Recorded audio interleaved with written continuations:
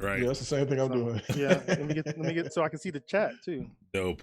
All right, what's up, everyone? On time gang again. We did make it. I hope you can all actually hear me. I have no idea if I can be heard in the actual stream. I have seen it where Zoom takes up my mic, so definitely let me know if you can hear me. I'm pretty sure the levels look. Yeah, levels look good. The levels look like I can be heard through OBS. But what's up, everyone? Welcome to the very last episode of Mastermind Academy for Horizons. I got my days mixed up. For Horizons, part 16 to 16, you made it. 8 weeks down. Tonight we are going to be doing our engineering Ask Me Anything panel. I think we have one or two more people joining. So one, first off, we have some returning guests. We have some celebrities here that many of you might have already seen. I had a feeling. I was telling these guys a little bit before. I had a feeling. First off, I want to thank Will, Michael, and Ed. And like I said, I think there's one or two more people hopping on. I got flaked on pretty heavily today, but it's fine. I definitely understand. It's not a big deal. But thank you all so much for hopping in last minute. Just to be clear, I asked these people pretty late if they could hop on. Whoever was available to kind of hop on. I know these people have a significant experience in the industry or varied experiences with the industry that I think is super valuable to hear from. So it's gonna be exciting to hear from them today. So again, just thank you very much. Jitter Ted, thank you so much for the raid. Perfect on time.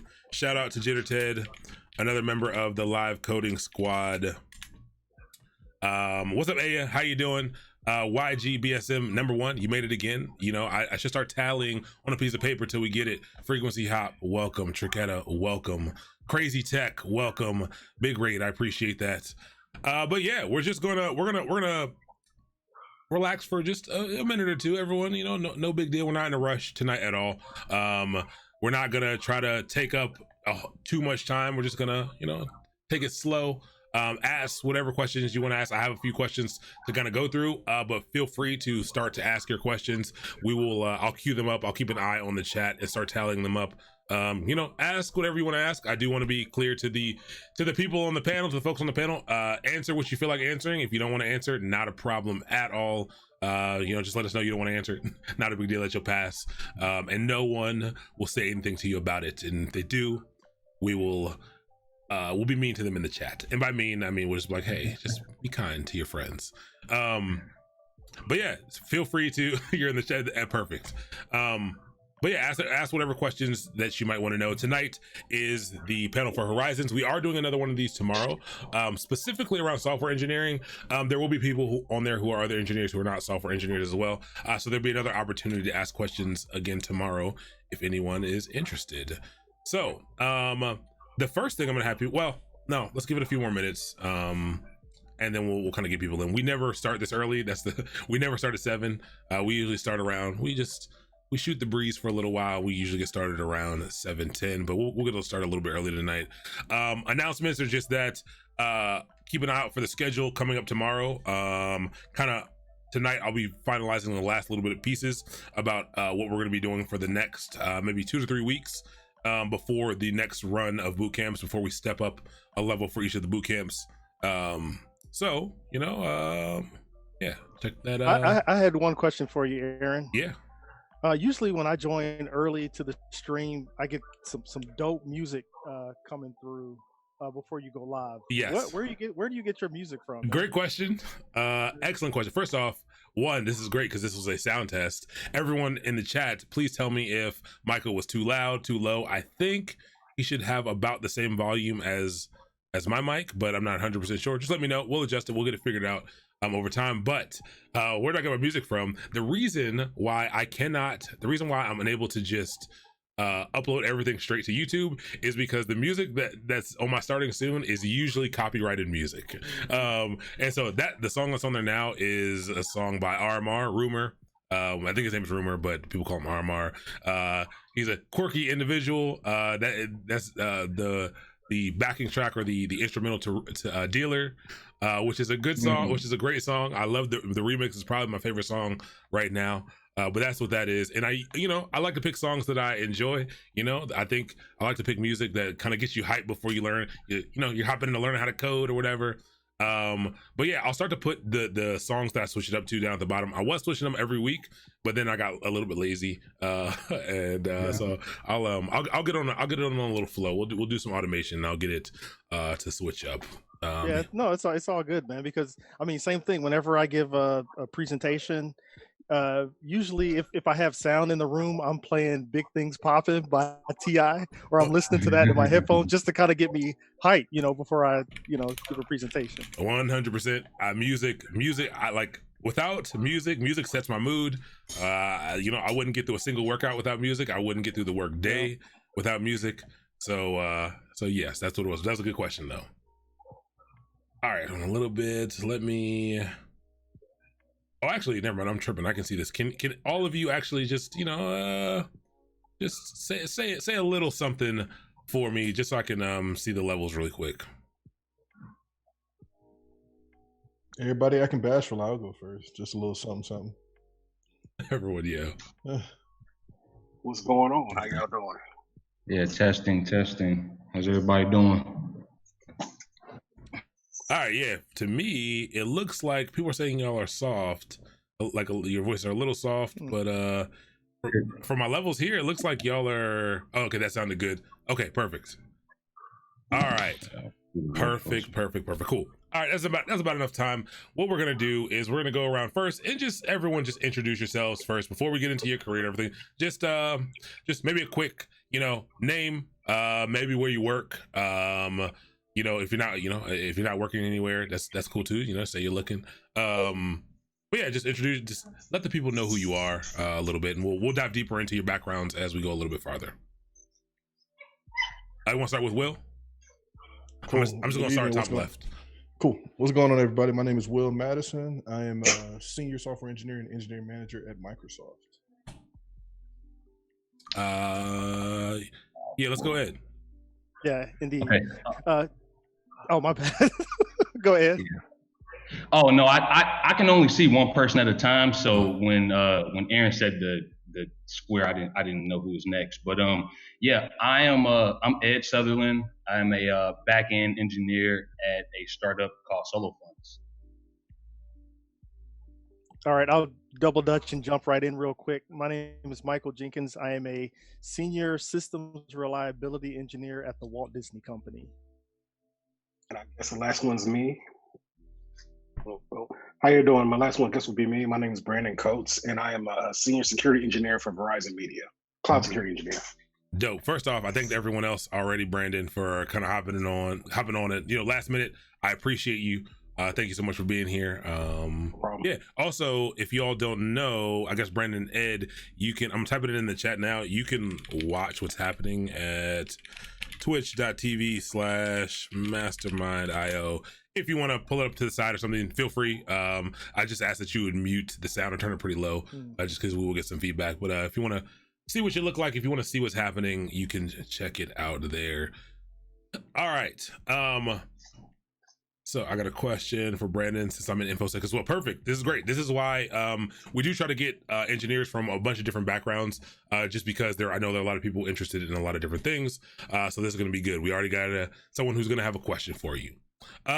So the first thing we want to do is just everyone kind of gave a little bit about their job title, and kind of where they worked.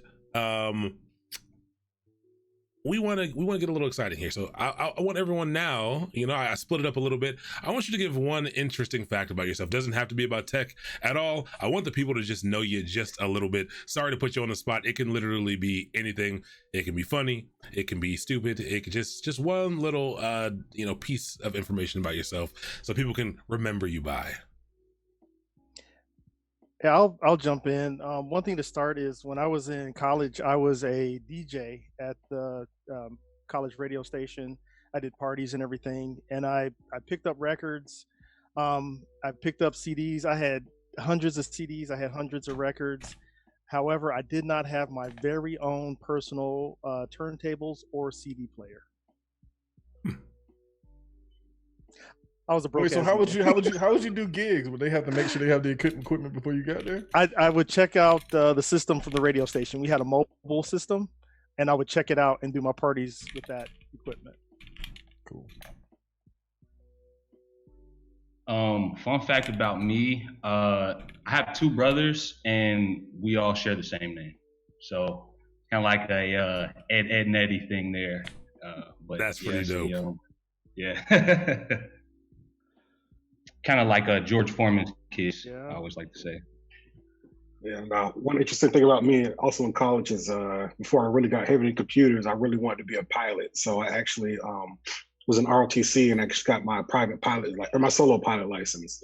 So hopefully at some point I'm gonna get back out there and start flying again. So Brandon, we need to talk. Everyone here knows already that that's what my dream job was. It's in the slides at the very beginning, the way I introduced myself. And I do also plan on getting my private pilot's license. So I definitely want to start a conversation about that a little bit later. That's pretty dope.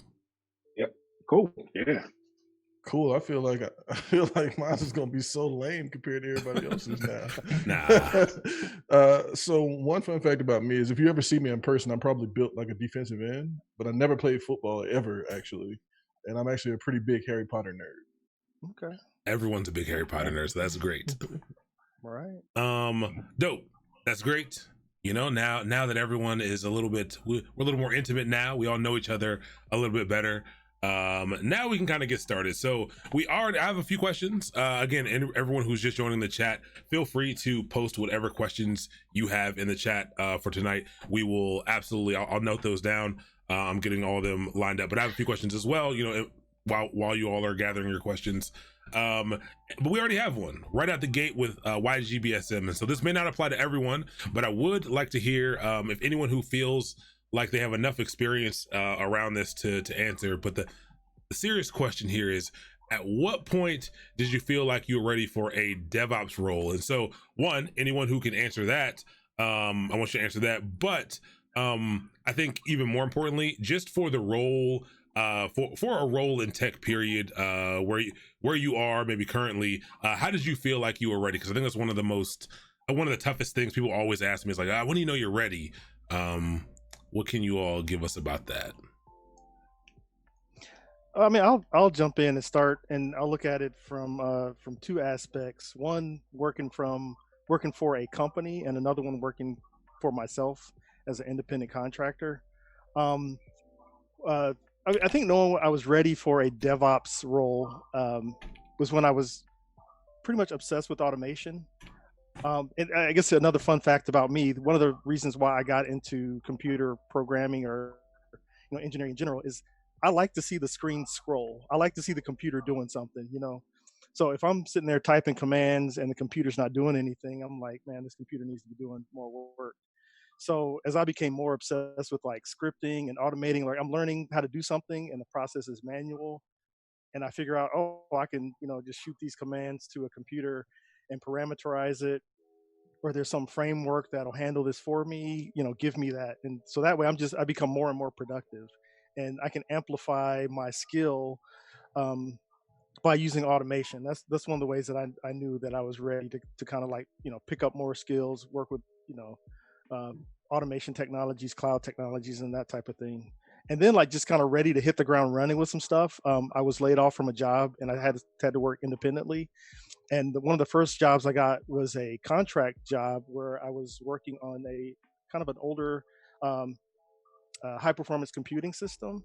And when I got there, I still had the mindset of somebody that was like taking commands from someone else, like, hey, you need to do this, you need to do this, you need to do this. But when I got there, they were like, okay, tell us what we need to do. And like, just, I swear to goodness, it was a second that mind shift. I was like, oh, wait a minute, I'm in charge. I'm the senior guy now.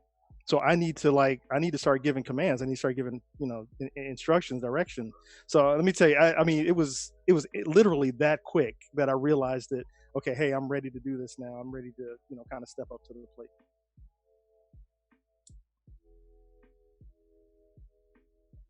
I'm not in a DevOps role per se. I do a little DevOps, but I think for me, getting into tech, because I kind of felt like I went the unconventional route in that I didn't graduate school or anything, and so for me, what was real big was hackathons at the time, and I really saw those as a way to kind of I saw them as a yardstick, basically, as a measuring stick compared to other people, other developers who would come and things like that. And I think the day that I actually won a hackathon, that was the day that was the moment that I felt like I could really put something together for a company. And after that, I actually did. I didn't wait for a company. I kind of gave myself a job, and we decided to launch the project that we won the hackathon with. And I was doing that for a few months, and we had got just far enough along with that where we had like a really small MVP, and I happened to have a friend move back to town, and he was starting a company that had like some significant funding behind it and a lot more connections and things like that. And that actually ended up being my first position as an Android developer. So yeah. Dope. First off, this is great. So you said you don't have you don't have a degree in tech or anything like that. You're able to do it. I think hackathons are the thing that I always forget about. Like I forget to offer to people that I find such value in. They can be intimidating, but I think there's a lot of value there. I'm really glad that you brought that up. Yeah. Any other insight, Brandon or Will? No, I mean, to be honest with you, sometimes you might not always feel 100% ready, but sometimes you just gotta learn how to jump in there and figure it out. That's one thing that's kind of like you'll find too, like especially things like DevOps, which is relatively new. You're going to end up finding out that no one knows what they're doing anyway. So you just kind of learn by trial. So it's trial by fire. So like DevOps is nowhere near my title, but it's something I do every day. So like I said, you might not ever feel 100% ready, but if you're about 20% there, if you understand basics, such as like, if you know what Jenkins does or Code Build does, you can read a little bit there. You think you're a little dangerous, then just go ahead and jump in there and see what it is. You want to make mistakes, learn from them and keep pushing. Yeah, and that's the exact same insight I was going to add. I was going to make a lame Spider-Man Into the Spider-Verse reference. Hey, like one of my favorite lines from that movie is like, you never going to know when you're ready. It's just a leap of faith. Like, and Brandon hit the nail on the head. It's like literally in everything you do, no matter where you are in tech, it's about how resourceful you are, right? Because tech is changing so fast. Like things that we're doing this year, we probably won't be doing anything that looks like that next year, right? It's just a matter of like, hey, what's going on now? What's the best of breed stuff to use, and figuring out how to do it on the fly. So, can I piggyback on what Will said, Aaron, before we move on to the next question? Yeah, we got time. Yeah, one comment I get from, or question I get from people too, when I'm talking about certifications for like AWS or GCP or Azure or something like that, they'll say, how long did you study? How did you know you were ready to take the test? And I'm like, I didn't really, my method before if I know that I'm going to prepare for an exam, I mean, a month out, 2 months out, 3 months out, whatever, I go ahead and schedule the exam. And now okay, when that day comes, I'll be ready. It's like, you just, there's no real metric for knowing when you're ready. You're like Will said, it's a leap of faith. You could do whatever preparation you need to get to that point, the point that you feel like you know that you're ready. But sooner or later, you're going to have to take that test. If you keep pushing it out like, oh, I don't think I'm ready, then you're never going to get there. You just need to go ahead and draw that line in the sand. And when you get to that line, hey, see what happens. Yes, I 1,000. It feels so good to like, I've never had this conversation with you all, and like for you to say these things like, yeah, it's uncomfortable. It is uncomfortable. But like the more you start jumping out there, the more you start to realize everyone else just jumped out there as well. Like everyone thinks that the people in that space know so much, are so smart. And yeah, there are people who are that smart. There are people who do really know their stuff, but a vast majority of people are just like you, who just took the leap, took the jump. You're never, and it's hard to know when you're ready. And if you're ready, that's probably no longer the role for you. Like you probably need to be moving on to something else, something bigger and better. If you're ready, like fully ready for it. So I think that's pretty dope. I really like that. One quick question here. We have a number of questions from the chat, but we did just finish. This is the capstone a session for an 8-week introduction to cloud computing with AWS course, and it seems like we have 4 different engineers from different backgrounds. How many of you have touched, maybe not AWS, but how many of you touched the One, I would say the AWS first, and then second, I would say how many of you touch the cloud kind of in your roles right now? Yeah, I'm using AWS every day. Okay, dope. Yeah, I'm on the security team for our whole enterprise of Verizon Media, and I saw someone ask a question about Verizon Media. Just to let you know, Verizon Media is basically the smash up of AOL, which I used to work in Yahoo. So that's like we're owned by Verizon, but that's the kind of subsidiary over there. So I'm a part of security. We're in charge of like over 1,200 AWS accounts, trying to help secure them at all times. Ooh. Yeah, I use AWS pretty much every day. On a much smaller scale. Right now, we pretty much we just have a backend that supports our mobile app and a couple more things that are more on the data science side, but they just all communicate with our backend API server. So yeah, been using it daily for about a year. I'm actually working towards some certifications now that I'm a little more comfortable with it. I have the cloud practitioner, and I'm working on the solutions architect. I actually failed it by 30 points 2 weeks ago, so I'm looking to take it again here pretty soon. So I'm probably the contrarian. Hold on for 1 second. Okay. Hold on. We may have to see live. Not sure what happened there. We're back. We are back. Nice. Really weird. I didn't lose connection. That was really weird. But are we good? Everyone may have to refresh. Are we okay? Yeah, I'm refreshed. I thought the spinning wheel was on my side. Yeah, I thought it was me too. That's what I said. I was too shamed. I was like, I thought I paid for the good internet. Exactly. What's frustrating is I didn't lose. I have not dropped a single frame, but I lost connection once, which is really weird. Yeah. And I see the performance notification now. Okay, we're back. I'll keep an eye on that. Sorry to interrupt you. I think Ed, you were talking. My bad to interrupt. Maybe start. I don't want to make you start all over. But do you mind answering that question again, just about what you're using AWS for, like what you're doing with it now? Yeah. So like I was saying, I use AWS pretty much daily. I'm on a small backend team. It's me and one other developer. We have 2 contractors. So we pretty much all use AWS throughout the day. I've been using it for about a year, and I'm getting comfortable with it now. I'm looking into getting an AWS certification.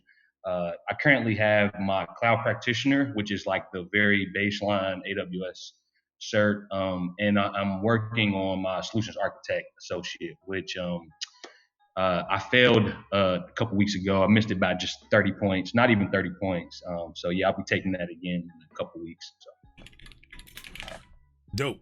Also, thank you for letting us know that you did not pass, that you took the exam but you did not pass it. I always tell people too, I've worked with AWS heavily over the years, and I was studying for the Solutions Architect Pro cert, and I went to go just take the SysOps Administrator cert because I passed the developer one by a lot, and I failed it. I failed it like by a lot actually, then it happens for one. It's not the end of the world. Like I think people were like, people will fail something and they'll get in their feelings, and I understand that it is tough to come back from a failure sometimes, but I think it's respect for being able to admit that, hey, I took it, I didn't do well, but I'm gonna try again. Yeah, I think it's important to highlight the failures as much as the successes, just so people don't think it's like a overnight success or anything like that. Big facts. It takes a while. So I'm probably the contrarian point of view on this. I used to work at Amazon 2 gigs ago, but I now work on Azure. So AWS is kind of the enemy for me now, even though I used to work on that too. But yeah, the thing that's cool about it, I was telling somebody today actually, is like once you touched one, it's more about just doing the mental map of, okay, cool, over here in this other cloud, what do they call this same thing? Because the concepts are mostly universal, which is what's cool about the work that we do, right? Most of the time, if you can help build the mental model of just the foundational stuff, after that, it's just mapping it to whatever context you're working in. Yeah. It's funny you saying that made me just think about it's the same way with programming. Like people always say, what language do I need to learn first? I need to learn Python, I need to learn Go, blah, blah, blah. But it's really about concepts first, kind of the same way with cloud. If you just learn the basic concepts, you can kind of apply them everywhere else. Just figure out how they translate between the two. But after that, it's usually good to go. Yep. Oh, you know what, though, Brandon? I'm going to jump in here, and I'm going to disagree with you on behalf of Will and Ed, because I know they will say, well, yeah, why don't you start with Go First anyway? Well, hey, I'm not saying you can't have favorites. I'm with both of them. But I'm saying start with Go. As for me and all mine. day. Yeah, I'm Python all day. You know, Python's great too. Python is excellent too. But you know, I think you're definitely outnumbered here with there's a lot of Go fanboys here. I'm completely okay claiming that. Now, I'm also been in contrarian, so on my personal and private stuff, I'm learning Swift now to see if I can do iOS. So I went the total opposite way. Cool. Hey, learning is learning. It's all skills. You can build dope things that can change the world with any of them. You can also build things that can make you lots of money. People will pay you for those skills. So all good. Whatever you want to learn is what you want to learn. We have a couple questions. So someone asked, they said red shirt, but they're talking about Ed. They said, so are you self-taught or did you do a boot camp, or kind of how did you get into it? Which I think is a great question. I would say a mix of both. I started, so I didn't finish school, but I did leave with some Java experience, and I kind of used that to take some, I took some Android courses. And kind of learned Java mostly for Android, and I got hired off that alone. But then once I started working, I did take a Android boot camp to kind of solidify some of the things I had learned before. And that's pretty much it, really. The rest is just diving into things on my own, experimenting, building little projects here and there. So no, that's great. I think that's the question I get from a lot of people all the time. Is like everyone's super worried about like, hey, do I need to have a traditional education in these things? And I think there are places where that can help. I think no, 100% you do not need to have a traditional education in these things. The industry is much more open to not having degrees. Of course, there are jobs who will say, hey, you do need to have a degree, but there are many that don't care at all. I've actually never been asked about my education at all. Out of any of my job interviews, I worked at a lot of places. Nobody ever cared. They cared more about what I knew. And like I said, there's a lot of debate about this. I'm not someone who's against college. I'm not someone who's against any official boot camps or anything like that. I say if you have the money or the ability to pay for it, and it's not going to put you in debt, and it's not going to really set you back financially, I say, hey, go for it. It's an opportunity to learn. Absolutely do it. But if not, there are a million other ways for you to get that information as well. So I would explore some of your options with that. So we have a non-DevOps question for Brandon. Because I'm a cert junkie, I forgot who asked this. My chat went away, but it's back now. But because I'm a cert junkie and interested in getting into the DevSecOps sector or cloud security, cert from SANS. Oh no, DevSecOps or cloud security cert from SANS. What certifications and experience did Verizon require of you, and did you need any training? And if so, did Verizon cover it? So I didn't need a certification to get my job. So kind of what caveat to what you just talked about now. So where you talk about you've never been asked for education. The one place in my career that I've had so far that's concerned with education and certifications is the times when I was a government contractor. Mm-hmm. A lot of that has to do with the fact that it's the rates that your company can charge the government, and they tend to get more money if you have hired certs and all that. And there's actually some contracts that stipulate that thou shalt have this.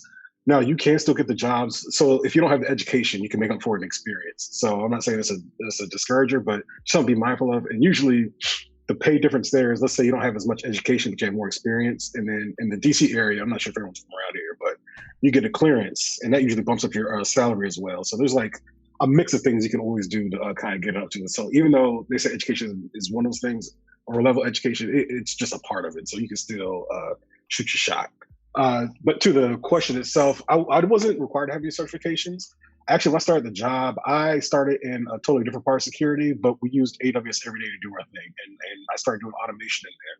So, and even the people who run our DevOps team within the security department, I'm pretty sure most of them don't even have AWS certifications.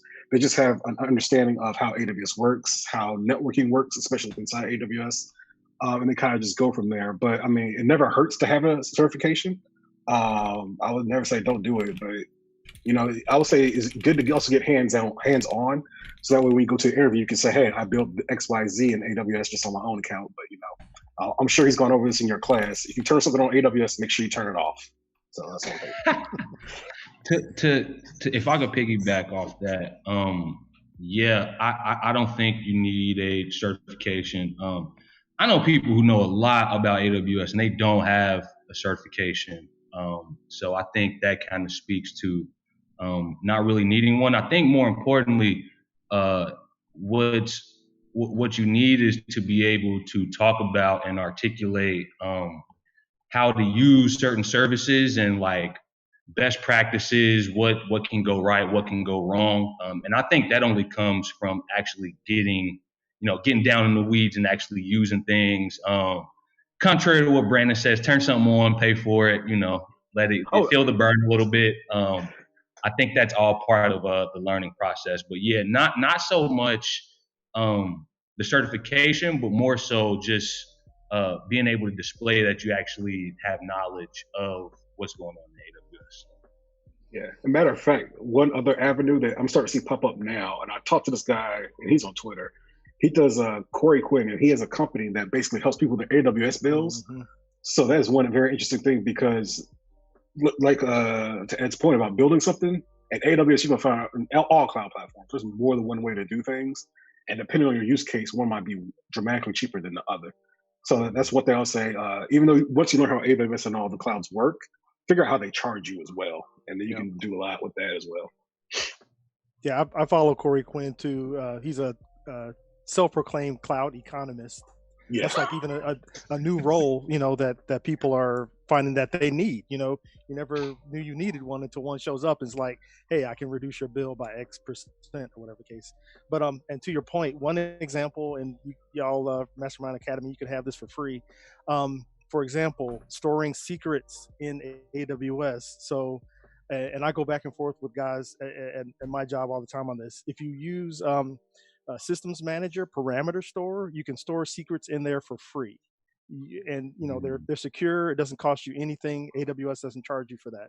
However, if you use AWS Secrets Manager, it's $1 per secret per month. So my team, we settled on Secrets Manager. That's just the way that we decided to store our secrets. We set up our systems to use it. Their team, same company, they're using Parameter Store. So now we're at heads. He's like, man, you guys are over here spending all this money. And I'm like, dude, we're spending maybe $40 a month on secrets, but still it's like, if you have thousands of secrets, that could result in a big charge for you if you're using Secrets Manager and you're not using it efficiently. Or if you want to use Parameter Store, just go all out and store whatever you need to store, so. Yes, the Secrets Manager versus Parameter Store thing is always a very interesting thing. The way that Amazon comes out with their services, people were using Parameter Store already, and Amazon saw a space where they could charge people more by putting the word secrets on it. It does have some features, but very interesting, very, very, very interesting. I do have thoughts and feelings about that depending on what you're doing, but I'll keep those to myself for now. But that's dope.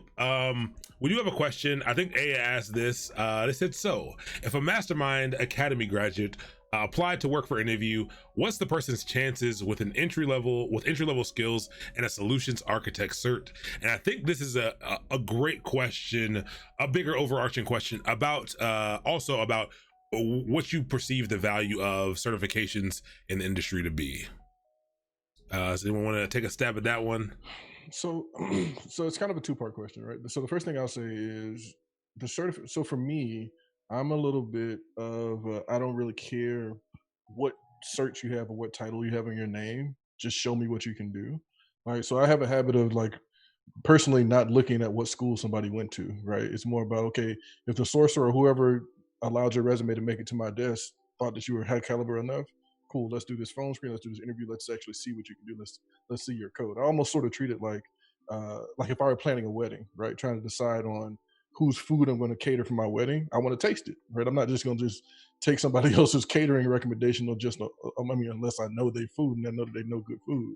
That's a different story, right? That's about networking. But I want to see the code. I want to see the proof. The proof is in the pudding for me, right? So I don't care if you went to ITT Tech or Georgia Tech. If you know how to write code, you know how to write code. Yeah, I work at a pre-Series A startup, so our budget really affects if we're hiring or not. So that is, I think that's probably the main thing that we deal with, is just whether we're hiring or not. But when we are hiring, kind of like what Will said, by the time you've made it to, I guess, an engineering team interview, we kind of assume that the preliminary stuff has already been done, and we really like to focus on just if you really have the experience or not.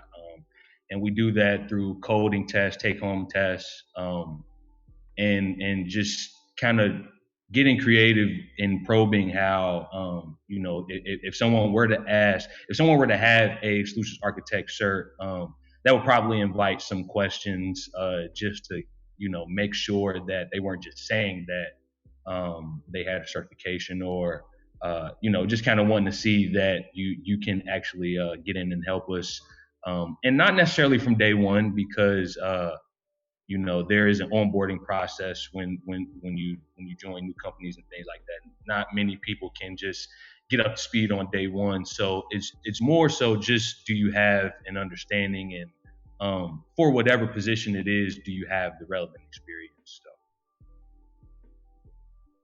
For me, usually if I see a certification, it just lets me know, like, if I see you have an AWS certification, I'm not going to ask you Azure type questions. But what I will ask in the interview is, like situations that I've come across, and see how you would solve it. I don't expect you to solve exactly like I did.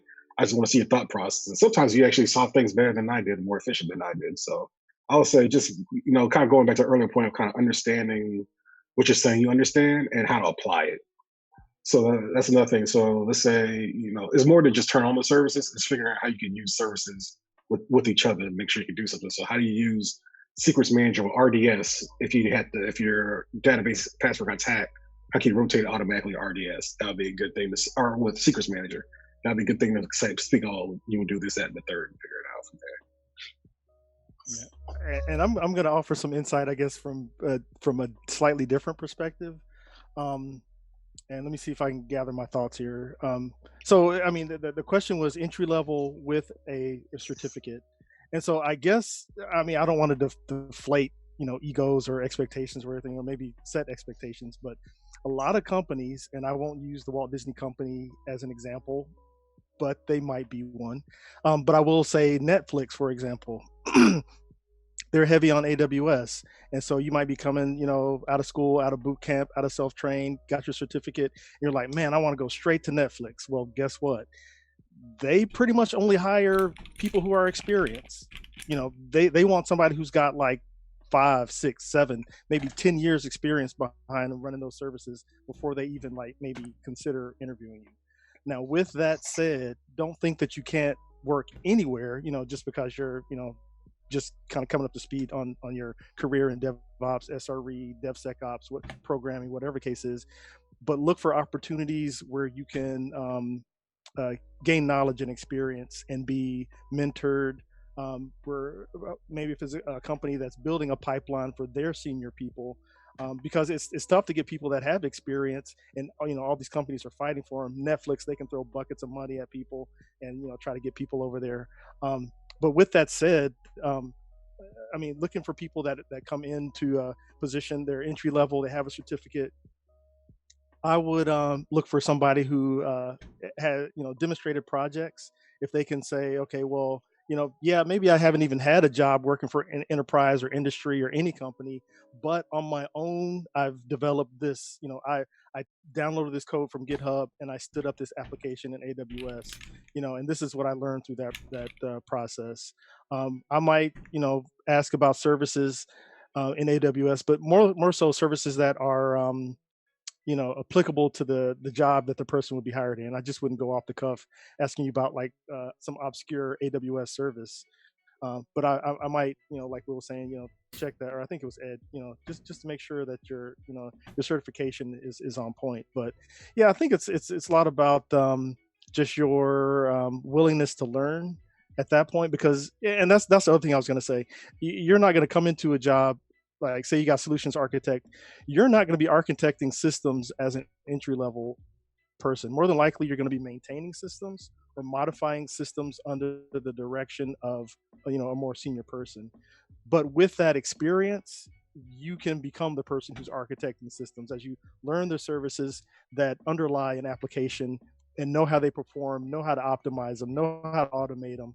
As you're learning it, through your journey, boom, that's it. So I would say, with your certification, with your entry level, application, look for opportunities where you can be mentored, where you can learn how, complex systems operate, and just be willing to offer to whoever's hiring you that you're willing and ready to learn. Yeah, and so I think what's interesting about the question about certifications and people's willingness to, what it kind of takes to hire someone at the kind of entry level phase. I think one of the problems is there are different sectors of tech which are more open to entry level positions. I think one of the best ones, at least so far from what I'm seeing, is software development.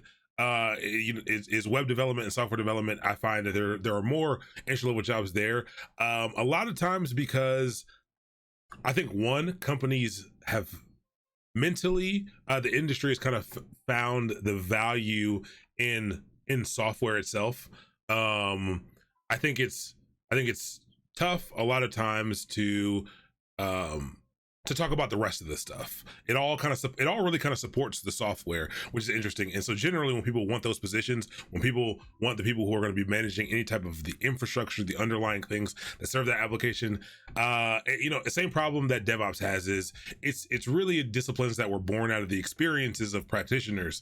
And so I find that generally people are looking for people who have seen those real world things, have kind of been a part of systems, been a part of production deploys and things like that, and it does make it tough. I do think it makes it pretty tough because I don't know, there's just a lot of stuff that happens in a system that you do need to kind of have seen to know about. There's a lot of things that you can't learn through a lot of stuff. And the same thing for software as well.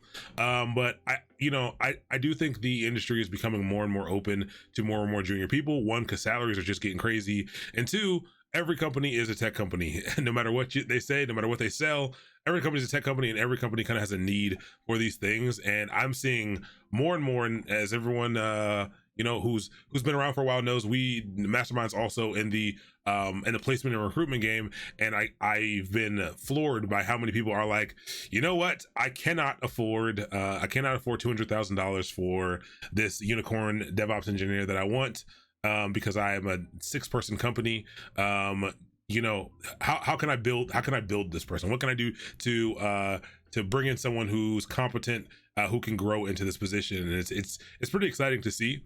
And I think with more advocacy, I think it's bound to happen no matter what, just because again, it's the law of supply and demand. Like right now, the jobs are really outpacing the people who can get into them. People are asking more and more and more of their engineers, which means they're going to have to be more and more open to people with a little less experience, or a lot less experience, to be able to start to fill those roles. I also think companies are going to start setting up their own pipelines. I actually think there's going to be a point in when you don't need to come to something like a Mastermind Academy, because companies will have these things in place to train. They'll have to be able to train up the workforce to do their bidding, to make them money. So yeah, that's just my 2 cents on it. Yeah. So let me see. Hold on. I missed a couple questions because I wasn't looking, but I have a bunch on the list here. Let's throw another one in here. Question: how do you recommend to prepare for job interviews to seem competent and knowledgeable? How do you impress the interviewer? And what are some good key things? Always, the age-old question. It's always good. It's always a good question to ask. Practice. Number one thing is practice, because a lot of times people, particularly new students, or people who are just out of school, just out of boot camp, they haven't had experience interviewing for I'll say a corporate job. You can kind of take that as you will, but it's one thing to say you're going to the grocery store, or fast food joint or whatever, go through that interview, you put on the uniform and you're doing the work. It takes a different kind of preparation for a corporate interview, just because their expectations or your skills are a little bit different. So I would say practice. If you can, sit down with somebody face to face, as if they're interviewing you. Give them your resume. Give them some sort of advance notification on. Actually, let me back all the way up. To prepare, start looking for the jobs that you want, even if they are senior jobs. If you're entry level right now and you're looking, you say 5-6 years from now, this is the job that I want to do. Start looking at those job descriptions. Print them out. I still do this to this day. I got a Google Doc where if I see a job and I'm like, oh man, that job looks cool, I cut and paste it, I drop into this Google Doc, and I just keep a list of all these positions and the skills and expectations for that role.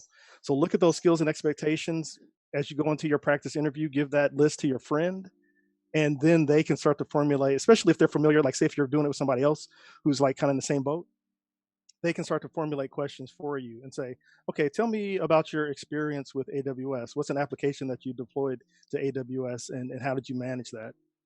And then, answer that question, go back and forth, and just keep doing that, keep doing that, keep doing that. Then get somebody that you don't know to interview you and practice with them. You just got to keep on doing it. So really all this is to the point, you need to get to the point where you're sitting down in that interview chair at XYZ Corp, and it's nothing to you. It's like it's another day sitting down with your friend and you're just talking to them, you're having a discussion. Because I think what that conveys to your interviewer is they will see your inner calmness, your zen, and that can only come from practice and practice and practice and more practice.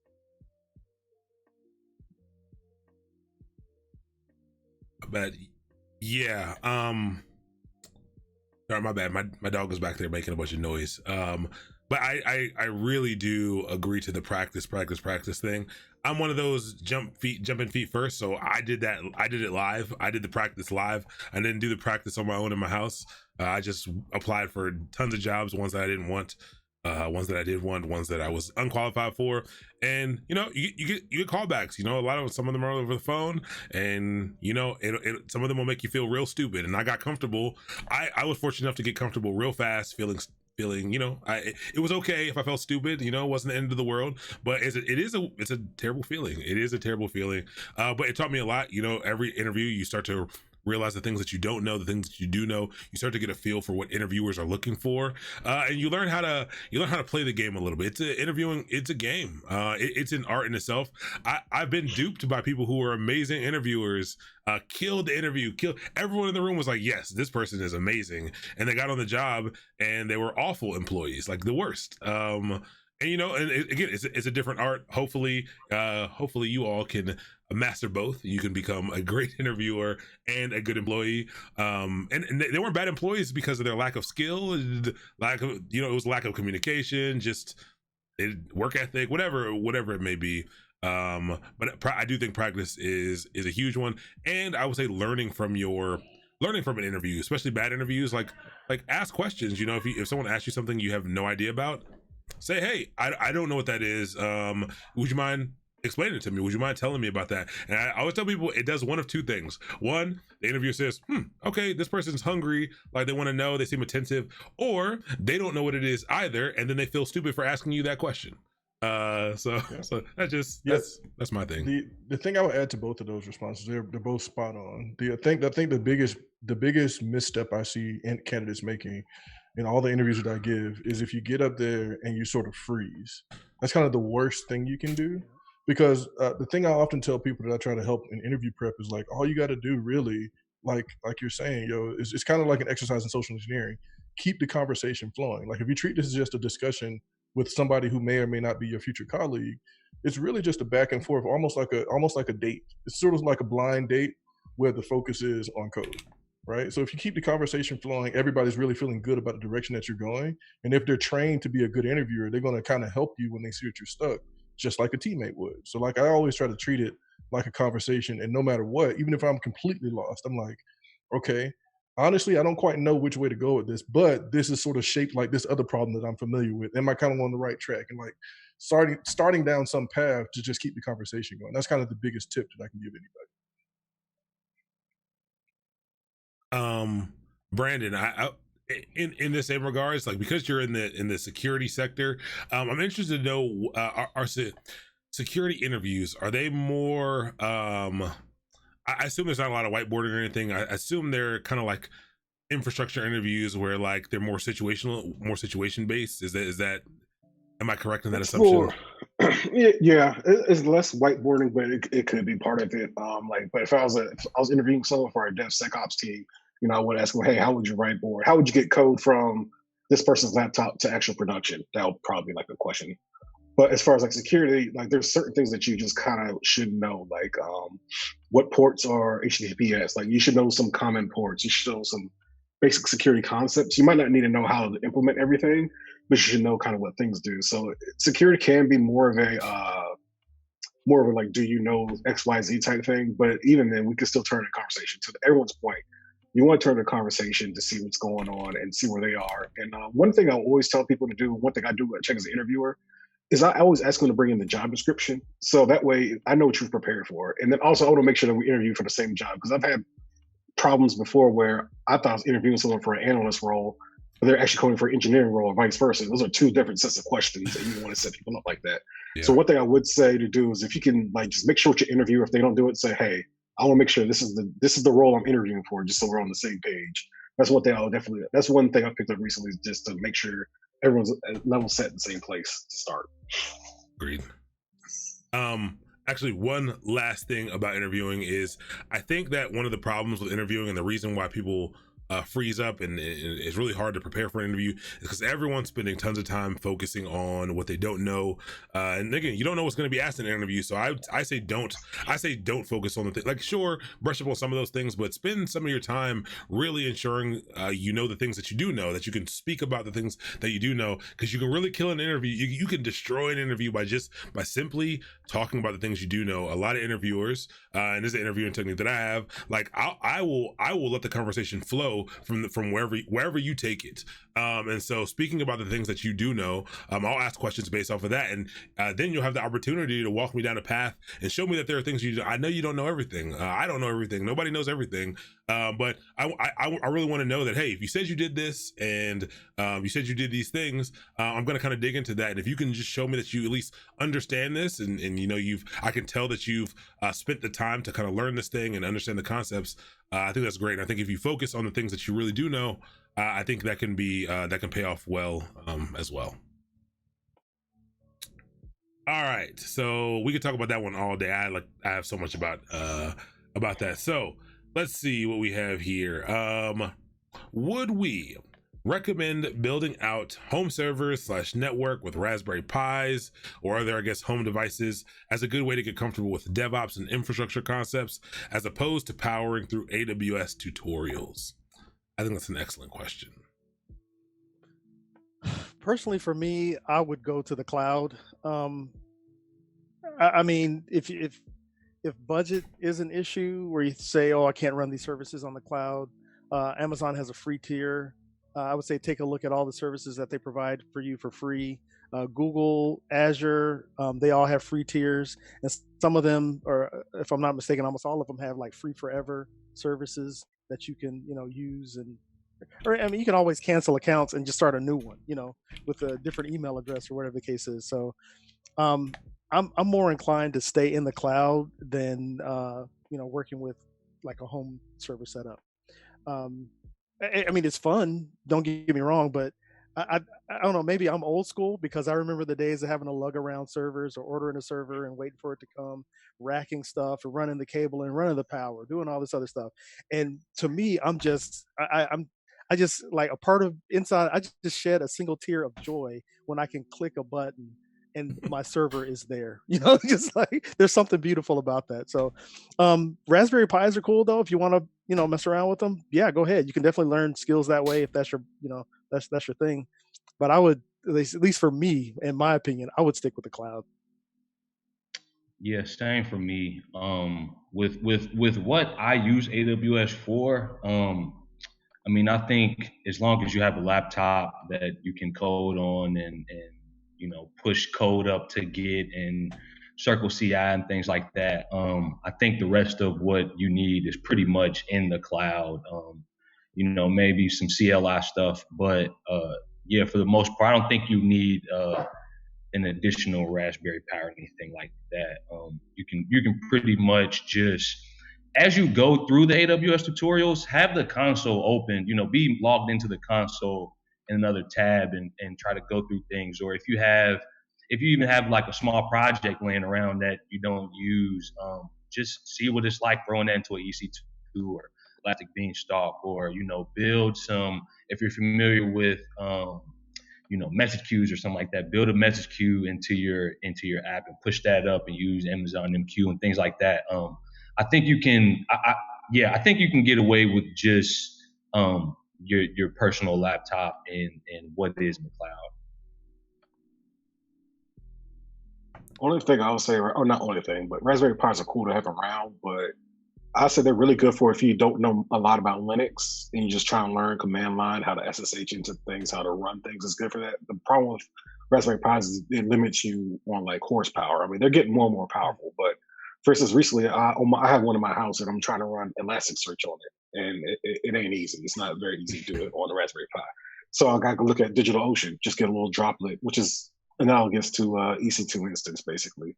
So, I mean, there's some things you could do on Raspberry Pi, but I think it's like those small local home projects. But like, if you try to learn like Jenkins or Circle CI, as you just mentioned, definitely go to the cloud. Or even, and I'm gonna get out of your way here, Will. Look like you might have been about to say something. I was gonna say Docker or like VirtualBox VMs on your local system. Start messing around with Docker, because then you can learn those, CLI stuff, deploying apps, building apps, that type of thing. And you're also learning Docker, which is a skill. Containers just themselves, not necessarily Docker, but working with containers is a skill that's going to take you a long way. Like when you get to the enterprise or your company or whatever, they're probably not going to be like, hey, we need to deploy this app on Raspberry Pi, but they might say, hey, we need to build this container and deploy it to the cloud. And if you're working with that at home, then you'll be that much more prepared, to walk into that interview, walk into that job, et cetera, et cetera. Yeah, that's spot on. The only thing I was going to say is it might be cool to have a home cluster, whether it's Raspberry Pis or like the little Intel NUCs, whatever it is, mostly from the standpoint that there are a number of enterprises that still have a fairly significant, what we call on-prem footprint, meaning that they want to go to the cloud, right? But they have so much stuff that's literally like in a closet somewhere, either at their actual building or somewhere in some other co-location center that they pay like rent every month. Right, so there's still people different at different points along this journey, right? It may be that most of the enterprises that we work for are further along, but there are a number of people that I guarantee you, your local credit union is probably not on the cloud. They probably have some on-prem stuff, and maybe a little bit of the new fancy stuff is in the cloud. So having that ability to sort of go from one world to the other one is gonna pay dividends. Let me piggyback for a second on that, Will, and you can have this for free too, Aaron. Migration is a skill that's going to be needed for years and years to come, exactly for what Will was saying, because the companies have this legacy, or if you want to call them classic systems, that are sitting somewhere. Maybe they're in one cloud and they need to move to another cloud. Maybe they're on premises and they need to move to the cloud. Maybe they are already in the cloud and they need to containerize the application and migrate it to Kubernetes or something like that. That's like the next generation migration that's going to be coming up. So I can't remember, Aaron, if in the curriculum you talked about migration, but I would say add a section on taking an application maybe that's in Apache, or something like that. A Java application on the back end with Apache fronting some web front end, and converting that into some sort of containerized application Yep. with an Nginx front end or something like that. Yep. I think that would be a valuable skill to have. You are 100% correct. Go ahead, Brandon. I Yeah. agree. No, that's one thing, because it's kind of following that Corey down and internet. And then my company, I've been here for the time when they're going from on-prem to the cloud with a lot of things. And if you talk about that, one thing you're going to hear about is lift and shift, where basically they're just trying to say, oh, this app runs in the data center, I'm just putting it in the cloud. But when they do that and they're like, I'm not saving money, it's because you're not taking advantage of the money. So that's a good skill, to understand how to re-architect your stuff for the cloud. You might have to go in there and do it. It's kind of hard to do that entry level, but it is a good skill to know if you kind of know both. If you have two minds, like understand how things work in a legacy data center, and then how it works in the cloud. So I would say that's a very good skill to have, is figure out how to do integration and moving things around, because it comes up a lot. Yeah, you can 1000% with the way how there's so many companies who are still on on-prem systems, and again, the cloud is not the end all be all. The cloud is not the it's not always the answer, but it is and it will be a viable solution, and more viable solution as time goes on. So you could absolutely make a career for the rest of your life if you start to understand how systems work, and understand how to get those migrated to the cloud. 1000%. I've been through 2 or 3 pretty substantial cloud migrations, and it's interesting because, I mean, yes, it does take a bit of knowledge, takes a lot of knowledge, but yeah, I mean, people will pay you to know that for forever. In our lifetimes, there will always be work to do in that.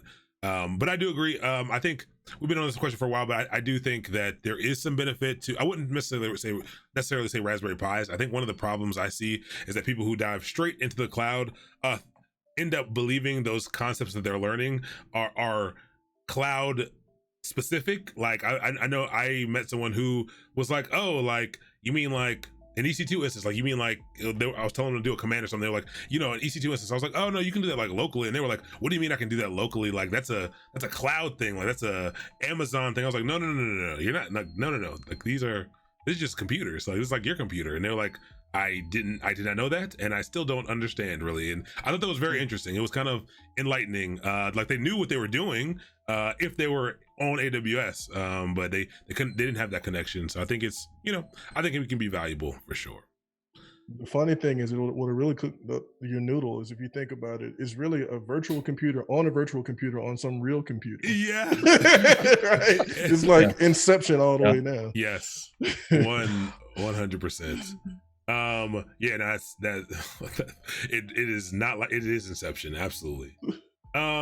Okay, so more questions about trend, and we got 2 questions that are similar here. I think I forgot who asked the first one, but I think Wally asked the second one.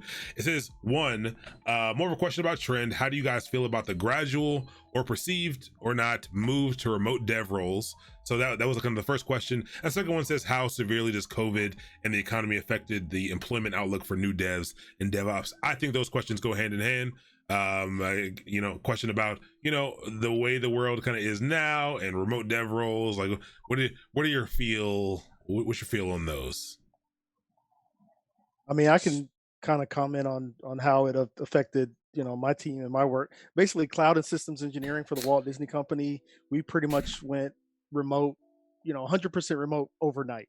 It's like one day you're coming into the office, and then it's like you get an email. Like I work from home on Tuesdays and Fridays already, so I came home on a Thursday, and that Friday I'm working from home. They're like, yeah, don't come back to the office until we let you know. And like pretty much everybody got there. It's like, yeah, you're not coming back to the office. So we went from on-prem, not necessarily on-prem, working in the office, to remote overnight. So I think more and more companies are now realizing that they don't have to have a physical presence, or as large of a physical presence as they've had in the past, because they're suddenly realizing that more people can be effective working remotely. So I actually think that remote opportunities will increase for people who are able to work from anywhere, developers, programmers, ops guys like me. We just need an internet connection and a VPN, and we're good. I'm interested to see what Brandon has to say about the security about that, because one thing that I noted is when I started working from home 100% of the time, my VPN experience changed. They started checking for a whole lot more stuff. So, I mean, so I don't know. One thing my company's pushing for now is we try to go to the Google Zero Trust model, where there's a movement in security to say VPNs are really kind of like a choke point, and a lot of our applications that we use at work don't actually use the VPN. Like I could use them across the internet, but I have other methods of like authentication. So you've probably heard of two forms of authorization, 2FA, stuff like that. So we have like physical keys. We have 2FA that gets pushed to our phones, all types of things. So as far as like security wise, work from home, there's been a slight uptick that we saw in phishing attempts, which really just happens anytime there's a world event. There's going to be a slight uptick in phishing. But as far as security wise, I mean, if you could do the work, if you're secure at work, you're secure at home, pretty much. It's just that one extra boundary you have to worry about. So that's where VPNs come in there, but there's a lot of ways around that. But overall, my company was pretty much the same way, or at least my team. So my team was distributed anyways. I'm here in the Virginia area, the Dulles area. So for you AWS folks, I'm right here in US East 1. All the data centers are around my house. It's just so many of them. And they're building more. But yeah, we went home pretty quick because most of our team is here, some teams in California. So we're kind of used to working across this way. And then now I've started to notice that recruiters now are hitting me up more than I've seen before, saying, hey, these jobs that used to be San Francisco only are now remote. So you want to interview now. So I can see the trend going more towards remote stuff now. More teams are more open to it. And at first I thought I never could work 100% remote. I didn't think I want to do it. But after doing this, couple months I've been home, I'm more open to it than I have been in the past. So I think that's the trend. It's probably more remote out there than there is now. Yeah, I definitely like remote. I think it just opens things up for companies and developers. At Solo, we were already 100% remote before COVID, so not much really changed for us. So yeah. What was the other question?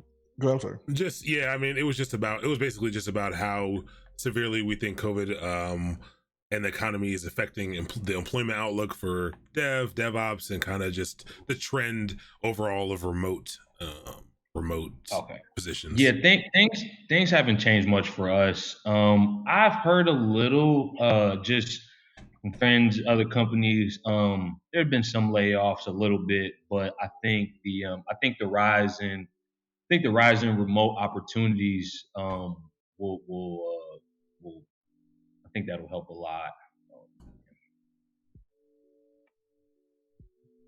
The thing I was going to say is that, so I'll answer this in two ways. One, I think that the trend we'll see a lot more remote, because what companies are probably realizing is that they probably see a marginal, if any, drop in productivity with distributed teams, right?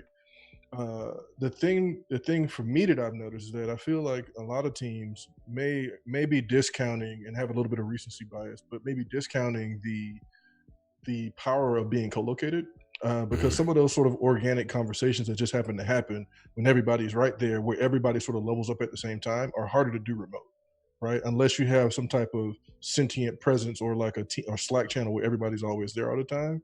It's harder to have those serendipitous moments where like, oh damn, I didn't realize that worked like that, right? And it's harder sometimes to get a hold of people, right? Especially if you're across time zones. So for me, a lot of my team is in Redmond, but I'm in Atlanta. And a lot of times I might have a question because I'm working different hours because my wife works, and like COVID's kind of throwing everything off because now I'm working later in the day when everybody in Redmond's gone, right? And I'm not working in the morning whenever they're there. So sometimes I like a day might go by before I can get a question answered, right? So in some ways remote is nice because I live in Atlanta and traffic sucks, right? So I get to just kind of just get up, keep my PJs on, and just walk right into the office. But I miss having that sort of ability to have that team feel of having everybody right there. So I think there's going to be a time where companies have to relearn how to work, right? And how to sort of retrofit our existing nuances and models to this new distributed world that we're going to be in. Because I think it's even when we go back to being in the office again, it's going to be way different. Like you're not going to be able to like dap anybody up probably for a while and be like right up in their face. It's going to be like, you know what I'm saying? So it's going to be a little bit of like learning new norms and how to work in this new world. Big facts. It's interesting because the team that I work for is that I work with is so close that we actually the room we worked in is relatively small. We had a table in the middle. We had been spending so much time turned around, like collaborating with each other. We actually, when they started to redo the whole office, we said, hey, get rid of half of the desks and we will get us a nice table. And we actually all sit at the table in the middle of the room. And that's been one of the concerns that's been brought up during our retros and stuff, is like, this really like for a team like us who's already bonded, this actually kind of sucks. It was cool for a little while, but like this actually sucks. The little conversations that happen, that one, I like the term you said, level up, where we all level up together, but also the little conversations that that are needed to kind of take us all away from the crap that we're dealing with from the customer, or like things like that, are just that you can't organically have those in the same way. And it's a much different paradigm. It's a much different paradigm, and and I think that the way that relationship between your team develops is different from how it starts. So I think if there's already a remote team and you get remote people, I think that you might be more equipped to kind of create the culture that works for you. But I think when you're trying to take something that already has a culture and trying to apply it, in the remote world, it can be pretty tough. But I think there's gonna be a lot of relearning how to do things, as we kind of go on. Yeah. The other thing I'll say, and this will be the last point I'll make, that's funny, is like, as much as I feel like in tech, we kind of get stereotyped as these loners that just want to go in the cube with all the lights off and crank out code.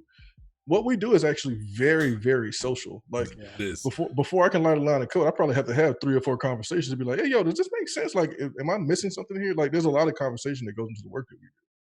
So yeah, and I just wanted to, I guess, go back and make one of my responses to a previous question a little more COVID appropriate and maybe applicable to like the job hunt for people who are looking for jobs now. I said, you need to practice interviewing, which you still need to do, but that might be difficult if you're quarantined or if you're sheltering in place, or the case is. So make sure your video teleconference skills are tight. Like right now, we got, we make sure we did a sound check before we got on the stream. Do a sound check if you can at home. Like, if you're going to be interviewing over Zoom, you can get on Zoom for free for at least 40 minutes before they kick you off. Set up that session with a friend. Make sure your headset is tight, your microphone is tight. Make sure the clutter, like this, I got kind of a mess back here behind me, but make sure your scenery is tight behind you. If you can get a quiet place where you don't have kids and stuff running around behind you. I'm surprised I haven't had one jump through. I saw Will had one of his daughters pop up, which is fine for this conversation, but you might not want that to happen during an interview. So make sure you kind of drill that stuff down before you're actually, in front of somebody that's going to be, considering you for a job. I think that's very valuable insight, in that there might be a lot of places that you might interview at that doesn't matter, but there's probably also a lot of places where the interviewer is really thrown off by that your child or your pet or something hopped into the video frame while things are going on. Again, everyone's different, like I wouldn't care, but I know for a fact, I know people I'm thinking of in my mind right now who would care a lot, that might affect your chances. So you want to do whatever you can to increase your odds, to increase your chances at getting that job. So I think that's, I think those are things that we stray away from saying a lot of times, but yeah, I 100% agree. Yeah. And download, if you're actively looking for a job, download Zoom, download Blue Jeans, use Google Meet, use Amazon Chime, use GoToMeeting. I mean, like, go ahead and download all those applications, because you never know which application you're going to have to jump on for a session. Yeah, it's kind of crazy like that right now, but that's the case. Okay. So we have one also from I think this is from Aya. Asked, a little bird told me that with the freeze on H-1B visas, job opening or hirings will shrink. Can anyone attest to that? I don't know anything about that, so I don't know. Does anyone have any feelings about that or any thoughts? I have a lot of thoughts. I don't have any insight in terms of like what Microsoft's position is on it. I think it kind of sucks for the industry as a whole, because I think I have a number of team members that are here on visas, like, and it sort of puts. So for me, like, I'm always about the team dynamic, and I feel like having that level of uncertainty just creates this sort of anxiety and unrest in the team unnecessarily, especially when it's like something that nobody has any control over but the government. So it's kind of whack from like just an empathy and team member perspective, but I don't know how it's going to impact hiring and stuff. Yeah, same. I got no. Go ahead. Yeah, we don't do any H1 or visa hiring. I think it's for some reason that isn't really related to like hiring, but yeah, I don't really have any I don't really have any thoughts. If it is a thing, you know, I would look at it as more opportunity to get a position, to be a little transparent. But yeah, that is it's for those who are impacted. It definitely I think it sucks for sure. Yeah, I do think that hirings will probably shrink a bit, but I would actually say that too. Again, you know, it does suck. It does suck for people in that position. But I do think that means that while the total number of jobs may shrink, I think that means that some will open up that were either slotted for H-1B visas or were taken up by H-1B visas that will be opened up for people who don't need the visas. So I think maybe to people in the position to grab them, I think it may be maybe a positive thing, but yeah, I don't know much about it at all, so I don't yeah, I don't know. All right, so someone asked a very generic question, and it's specifically about DevOps, but maybe we can apply this to everything. But it says, hey, how do you be a great DevOps employee? So what does it mean to be a good, I guess, engineering employee or, you know, member of a company? Are you saying DevOps or engineering? Because I got two different questions. Oh, I love. First off, well, actually, it might be the same answer. It might be the same answer. I want to hear both. It's probably the same answer. Just make magic happen, but make it explainable. So, especially for the DevOps folks, just say, "Hey, look, if a developer says I need to get this code in production, anytime I post it to Git and we have my 2 thumbs up on the PR, not only automatically get there. Just make magic happen. That's the only thing they have to do. Make less work for them, and it gets there. And you know, it's magic to them. But if they ever actually ask you, "Hey, how's this done?" Be able to explain, you know, how you're able to get the code from one place to another pretty easily. So that's what I'll just say is make magic happen. It's the same for engineering or DevOps. It basically comes down to list what people's requirements are, what they need to make their life easier, and what you can do to make their life easier, and document everything. That's one thing I'm terrible at. I'm trying to get better at it, but document all the things to explain your magic. So make magic happen first, then explain the trick later. Be the big thing I'd say. You got to hashtag that. Put that on a shirt, man. Make magic happen. That's really good. I know, right? Yeah, I think one of the, just in terms of answering it from like the engineering perspective, I think one big thing is to be able to communicate. As an engineer, you talk with other engineers, you talk with managers, you talk with CS or people who don't have the technical acumen or skill level that you do, and so you end up over the course of a day, you know, and especially like to Will's point of having to have multiple conversations before you even start the work, that could involve talking to a number of people. And so whether it's just a stakeholder or another engineer on the team, I think communication is really big. You know, ask questions if you're stuck on something, especially if you're like new. I look at engineering teams as like small communities where, you know, we're a community at Solo. We have community rules. Some are hard, some are more soft preferences, you know, best practice, just to kind of keep the culture up. And so I think at the heart of all of that is just being able to communicate, being able to transfer ideas, if you have questions, being able to get the answers to those, or if someone else asks questions, being able to answer them in the appropriate way. So I think all that stuff, I agree, everything wholeheartedly. The only thing I would add is that in addition to all of that, I think the biggest thing that you can do, no matter what your role is to make sure that you do your part to ensure that there's psychological safety on the team. And when I say that, what I mean is that the environment that I think that everybody, like Ed was saying, is a part of the community. And as such, it's the onus is on all of us to make sure that we have a community such that if somebody doesn't know something, it's actually cool for them to be like, "Yo, I don't know. Can you help me?" right? Because when you have a situation where you can be vulnerable like that, where everybody feels like they can come and just sort of bring their whole self to work, that's where we always are better together. Like that's the situation where 1+1 = 3, meaning the sum of our whole parts together are better than just each of us individually. But that can only happen if everybody's on the same page in terms of being honest, having integrity, right, and like doing what's right. And I think that comes down to individual responsibility for everybody.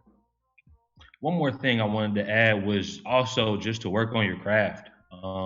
Just to take some extra time each week to just look up new things, learn new things, study new things. I try to bring things to solo that we don't currently have. So if there's something, maybe I can maybe I can increase our security or increase our efficiency or bring some type of new technique or save us some money. That's a big one for business. Being able to add just things that may not have been there if you weren't there, or may have come like at a later date. I know that's a real good way to just add value. Yeah, I'm gonna piggyback on what you said, Ed, because just like staying on top of your industry is really important as an engineer, whatever your craft or specialty is. Because one thing about working in any sort of what I'll call a digital technology industry, whatever, it's going to change. Standards are going to change. Technology is going to change. And if you say, oh man, back in 2020, I got my solution certified architect, cert, I'm good. No, you're not. Because Amazon's going to add more services. Amazon's going to change their services. They might drop a service, and now you got to make something up.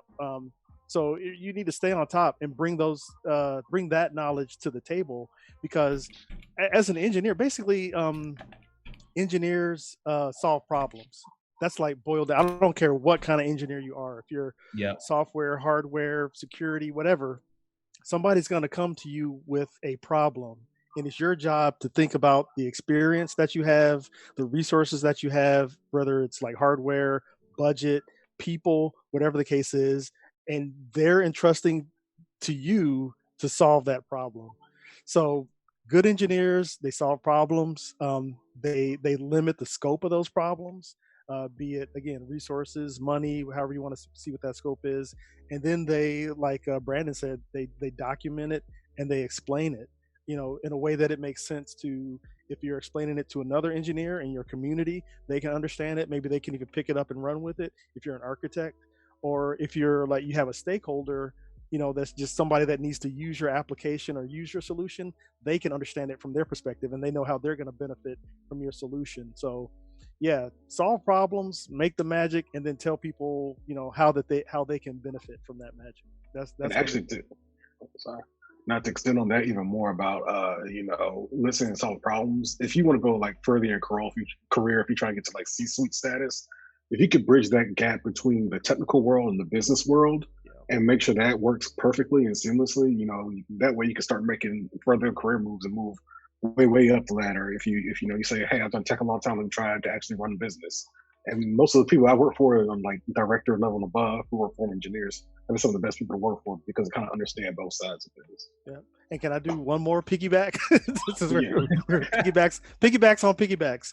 But yeah, exactly. If you're coming into a technology space as a we'll call it DevOps, SRE, program, hardware, security, and you're coming into that space from another space, I think you're uniquely positioned to excel in your job as an engineer and even go beyond that and create your own enterprises and industry and so on. And I'll break it down for you.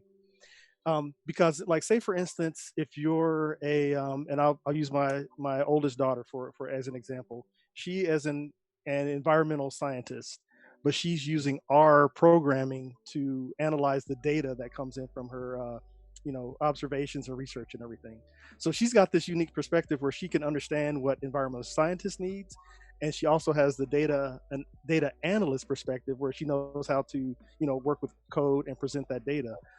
So I'm not a data analyst. I can understand the code part, but I can't understand the environmental science part. Anyway, what I'm trying to boil down to is, if you come into an industry, again, let's use banking as an example.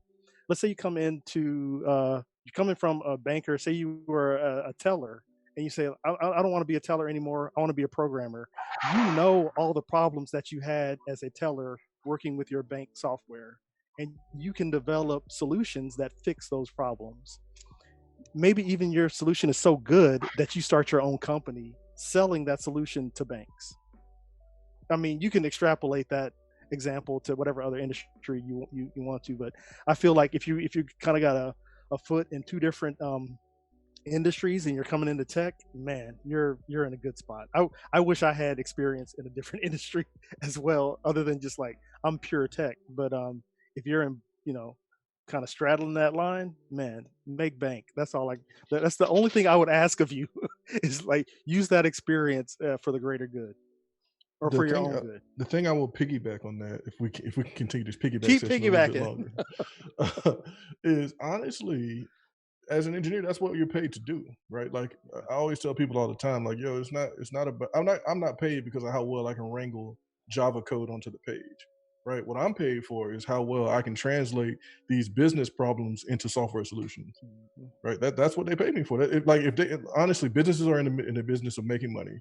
If they could pay a machine to do what I do, I wouldn't be doing it, right? But what the skill that we bring is, okay, I hear what you're saying. It sounds like the problem's shaped like this. Let me go and tell the computer what to do, right? That's the skill. It's not the language necessarily. It's the being able to make that translation. Yeah, I tend to phrase that as being the eyes into the software product for the business team. If they want to know how something works, that's on me to say, hey, this is how it works. You make the decision on if we want to do this or that, and I'll add my input. And yeah, I think that's a great way to look at it.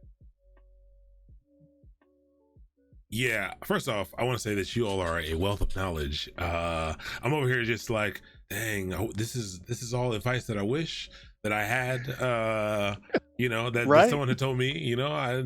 I learned a lot of these things the hard way, and but 100%, I would say that it wasn't until even the position that I'm at now, so I started the position I'm at now as a DevOps engineer, as a lowly DevOps engineer. I was there to perform the tasks. Someone else was there. I had someone ahead of me who was there to translate that problem, and they got paid way more than me because they were able to translate that problem. And then what they would do is they would bring it down to my level and say, hey, to solve this problem, I need you to implement this DevOps or infrastructure solution. Now, I could go do that. That's the piece I got paid for, but I got paid substantially less than him. Once, he mentored me and I started to get brought into the fold to see how the business problems could get translated into technical solutions is when, it was pretty eye-opening for me. And I was like, I should have started to understand what the heck it is that I was doing before, because this is what people are really paying you for. This is where you become, invaluable. This is where people really start to see your worth. You can teach technical skills all day, but it takes time and understanding to be able to do that properly. And I understand why it's so valuable. But it is true. That's why I try to tell you all in the boot camps to focus on the concepts, because I think if you start to understand the things conceptually rather than like learning how to do the thing, it'll help you get there faster. Again, I think you have to do both. But that's the reason why I try to harp on focus on the concepts, understand what problem you're solving, because it makes it a lot easier to understand how to solve business problems and translate those things. So yeah. All right, dope one. We have a few more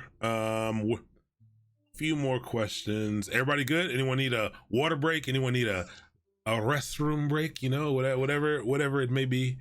All right, let me get this in here and let's keep going with the time that we have. Okay, good one here. Question: what is the one thing that you wish that you learned before starting your job? And this, I should have clarified. I should have asked for a little clarification here, but we'll go with that. Learn before starting your job, and I'll let you decide whether that means your job as in the job you're at now, or the job as in the field in which you currently participate in. You can make that decision yourself. I wish I had a new. You don't have to be the baddest man in the room to add value. Yeah. Right. I think sometimes it's challenging, especially as Black men, just Black professionals in general, right? There's this sort of stigma that we already have to be so much times better right? So we kind of put this pressure on ourselves just to even be in, like to prove the point that I deserve to be in this room, right? And so I think there's so many spaces where I have this additional weight just because of that. But I wish that I knew to better level set that expectation. Like, yo, there's gonna be some trash people when you get into the world. Like, as long as you like, what I try to do nowadays is try to be middle of the pack. Like, I never want to be the smartest person in the room, but I also don't want to be the weakest link in the room, right? So that way, I'm always around somebody that's also helping me grow, but I'm also able to lift as I climb. So there's somebody else that I can help, and there's sort of this osmosis effect that kind of happens, and everybody gets better. Yeah, one thing I wish I had known, like even just coming out of college, into my career, is that my career belongs to me. Like I don't need to wait for someone to give me the opportunity to do something or to learn something or to use some new technology or whatever the case is. I own my career, I own my experience, so I need to make my own way if I want that to happen. I think often, kids, their parents tell them, "Oh, you need to get a good job." Well, you can get a good job without going to college. You can be an entrepreneur, or you could be, in business without having to work for somebody else. And also, like, once you get that quote unquote good job, just by showing up and doing the same thing every day, saying, "Yeah, I'm a team player, I'm loyal to the company," that's not necessarily what it's going to take for you to advance. You have to, speak up. You need to know what you need in your own career. So yeah, I wish I really had learned that a long time ago. I think I'd be further along in my career today, just having that, that simple kind of mentality. The other quick thing I'll add is that I wish I had learned more networking and more security as a DevOps engineer, because God bless network engineers. In my mind, if I turn on Wi-Fi or I plug a Cat5 cable into the wall, everything's going to work. And I'm just amazed that everything behind that wall is just magic to me. I know how servers work, I know how the internet works and everything, but thank God for routing and network access control lists and security groups and all that kind of stuff. Thank God for that. And also for security guys for keeping our stuff safe, because I'm sure I'm smarter about it now and in years past, but before that, I'm sure that I deployed unsecure stuff, and I'm just like, man, how could I be so naive or stupid about that? So thank you, security guys and network guys, for keeping our stuff online and safe. You're welcome. just want to sidetrack just a bit. We just got a sub from Lester Brooks 52. This is in fact my father. So hello, father. Thank you. Thank you for finally subbing. I can almost guarantee you that he's been trying to get his Amazon account connected to this for months. I can almost guarantee it. But thank you. I'm glad you're tuning in. Hello, Mom. I know you're watching as well. Hi, Mom. Hi, Dad. He's not 52. He was born in 52. So, okay. Yeah, just he's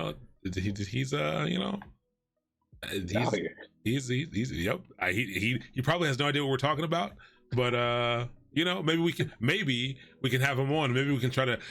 I wish the frustration that I know my dad would face if I tried to teach him how to do FizzBuzz or something, just a simple, the frustration would be phenomenal. And I think it's worth a stream.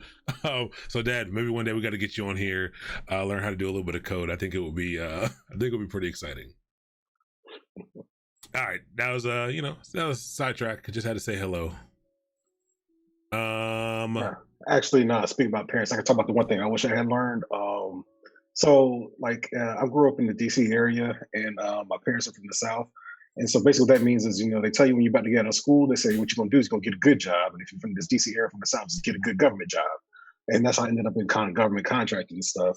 And so it was good. And I mean, don't get it wrong, I did learn a lot and got me a stable ground. But one thing I wish I had learned more about was actually how to do networking, people networking. That's what I thought you were going earlier when you said networking, but I mean people networking. Because most of my last 2 or 3 jobs I've gotten haven't been through just cold applying to things. It's just by, you talk to somebody and they say, okay, yeah, go talk to them over there, go talk to them over there. So networking is very valuable. I got my current job actually from meetups, just going to a meetup and actually talking to somebody, and that's what landed me at my current job. So feel free to take advantage of free resources like Meetup, industry groups that are meeting in your area, that especially industry you want to get into. Those are really good. And the other thing I kind of wish I learned, and I'm learning now, is it's okay to say no to things at certain times in your career. Like, either it be a job offer or tasking. Just say, sometimes I'm over indexed right now. I can't do more. So it's okay to say no. Usually, if you tell your manager no, they'll understand, or if you tell your scrum master, they'll know to shift things around. So make sure you can say no before it gets too late and you're just overwhelmed. You got anything for us? I'm trying to think. I don't know. I think if let me see.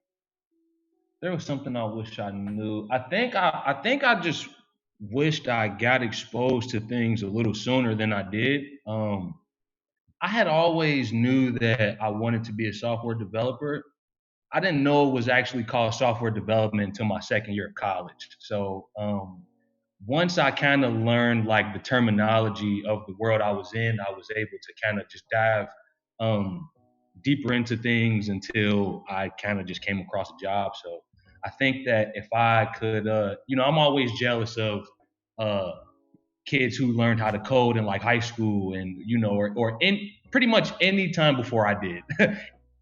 Any age more the age I was when I learned. And I always feel like, kind of like what Mike said, I would be further along in my career if I just had an earlier start. But I kind of use that as motivation to keep going nowadays.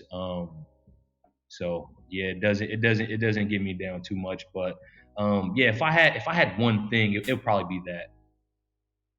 Yeah, my one thing would for sure be what Michael said is I love what all of you said, but what Michael said is I really wish I guess you all kind of say variations of this, but like I wish that I knew you didn't really.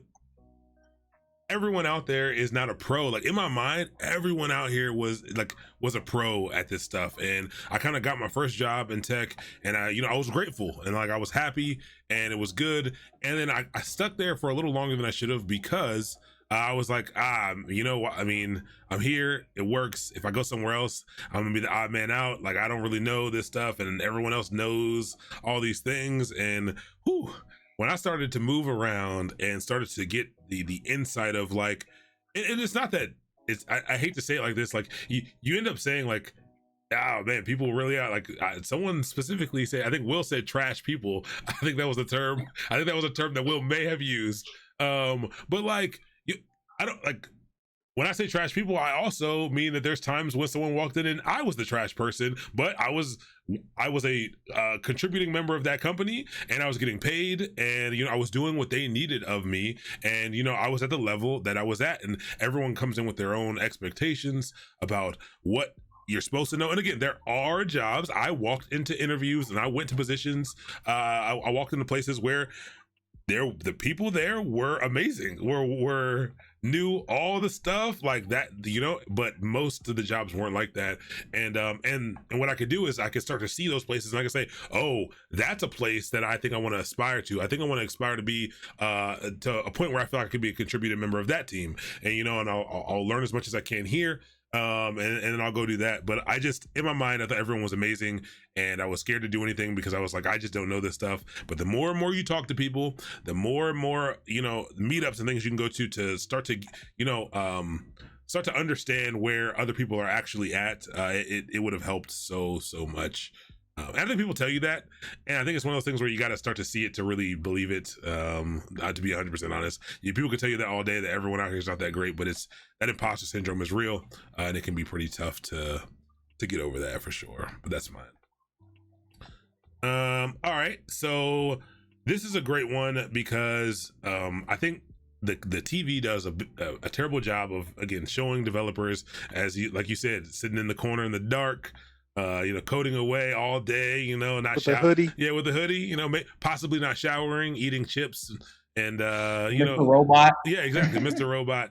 But how would you all describe your work-life balance as an engineer, the things that you've done? On difficult days, do you end up doing extra hours? Oh yeah. I feel like my work-life balance has been great. I have had instances where work-life balance was not good at all. And one job I could think of in particular, I was on a team of 2 Linux system administrators, and I was a new hire. I had been on the job maybe 2 or 3 months. Other guy was training me. I was at the company's headquarters here in Santa Monica, California, or yeah, one office headquarters here in Santa Monica, California, and he was in Cleveland, Ohio. And one day he just up and quit. He walked out and just like, I'm good. I'm done. Bye. Peace. And so everything that I was learning to do all of a sudden was mine. It's just like you talk about, okay, are you ready for a job? Yeah, that was the day that either I was ready or I wasn't. So I had to take on all that work.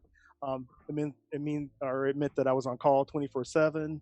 It was I was on a road to burnout for that particular position until we hired somebody to help me out. Then things got a little bit better because I mean, remember, I'm new on the job, and now I'm training somebody else who's new on the job. So it was still kind of rough that way. But lately, work-life balance has been pretty good. The team that I'm on now, we use the Scrum method to plan our work. So I can, pretty much know what is being asked of me within any given week or what I'm committed to deliver. And we also have an on-call. So we, rotate through our on-call. Again, I'm on a team of 2. For some odd reason, we lost a contractor. Thanks, COVID. But we're working that out.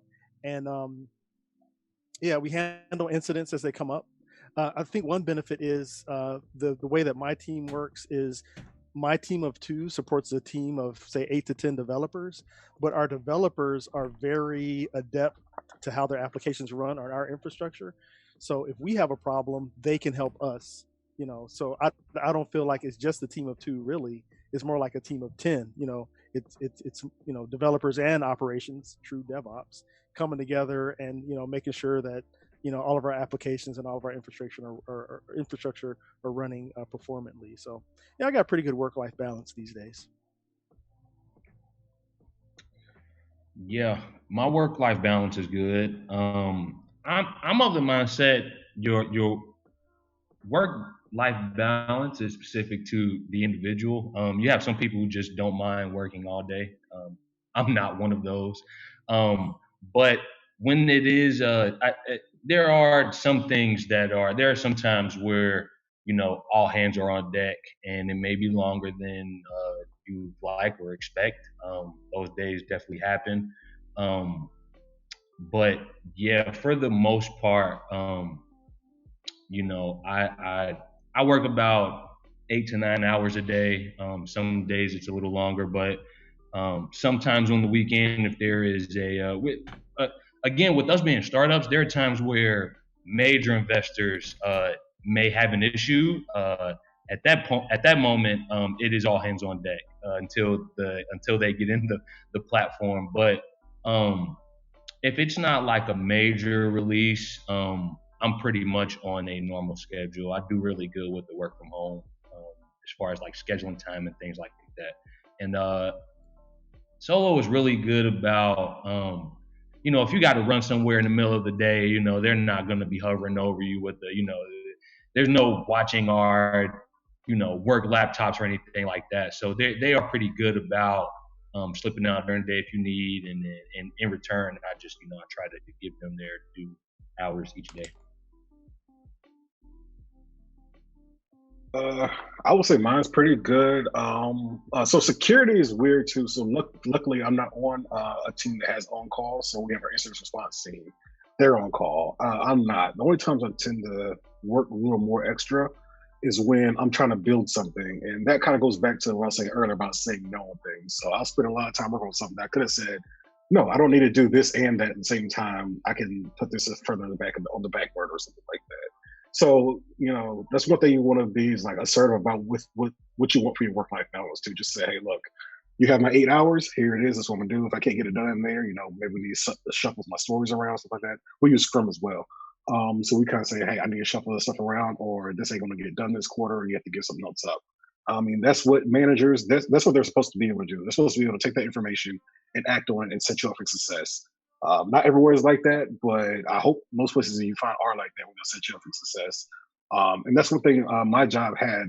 Our CISO, who's pretty much like the head of security, he was really big about mental health and all that. And he would put pressure on his managers to put pressure on reports to take their time off if you have so many hours that you're not taking.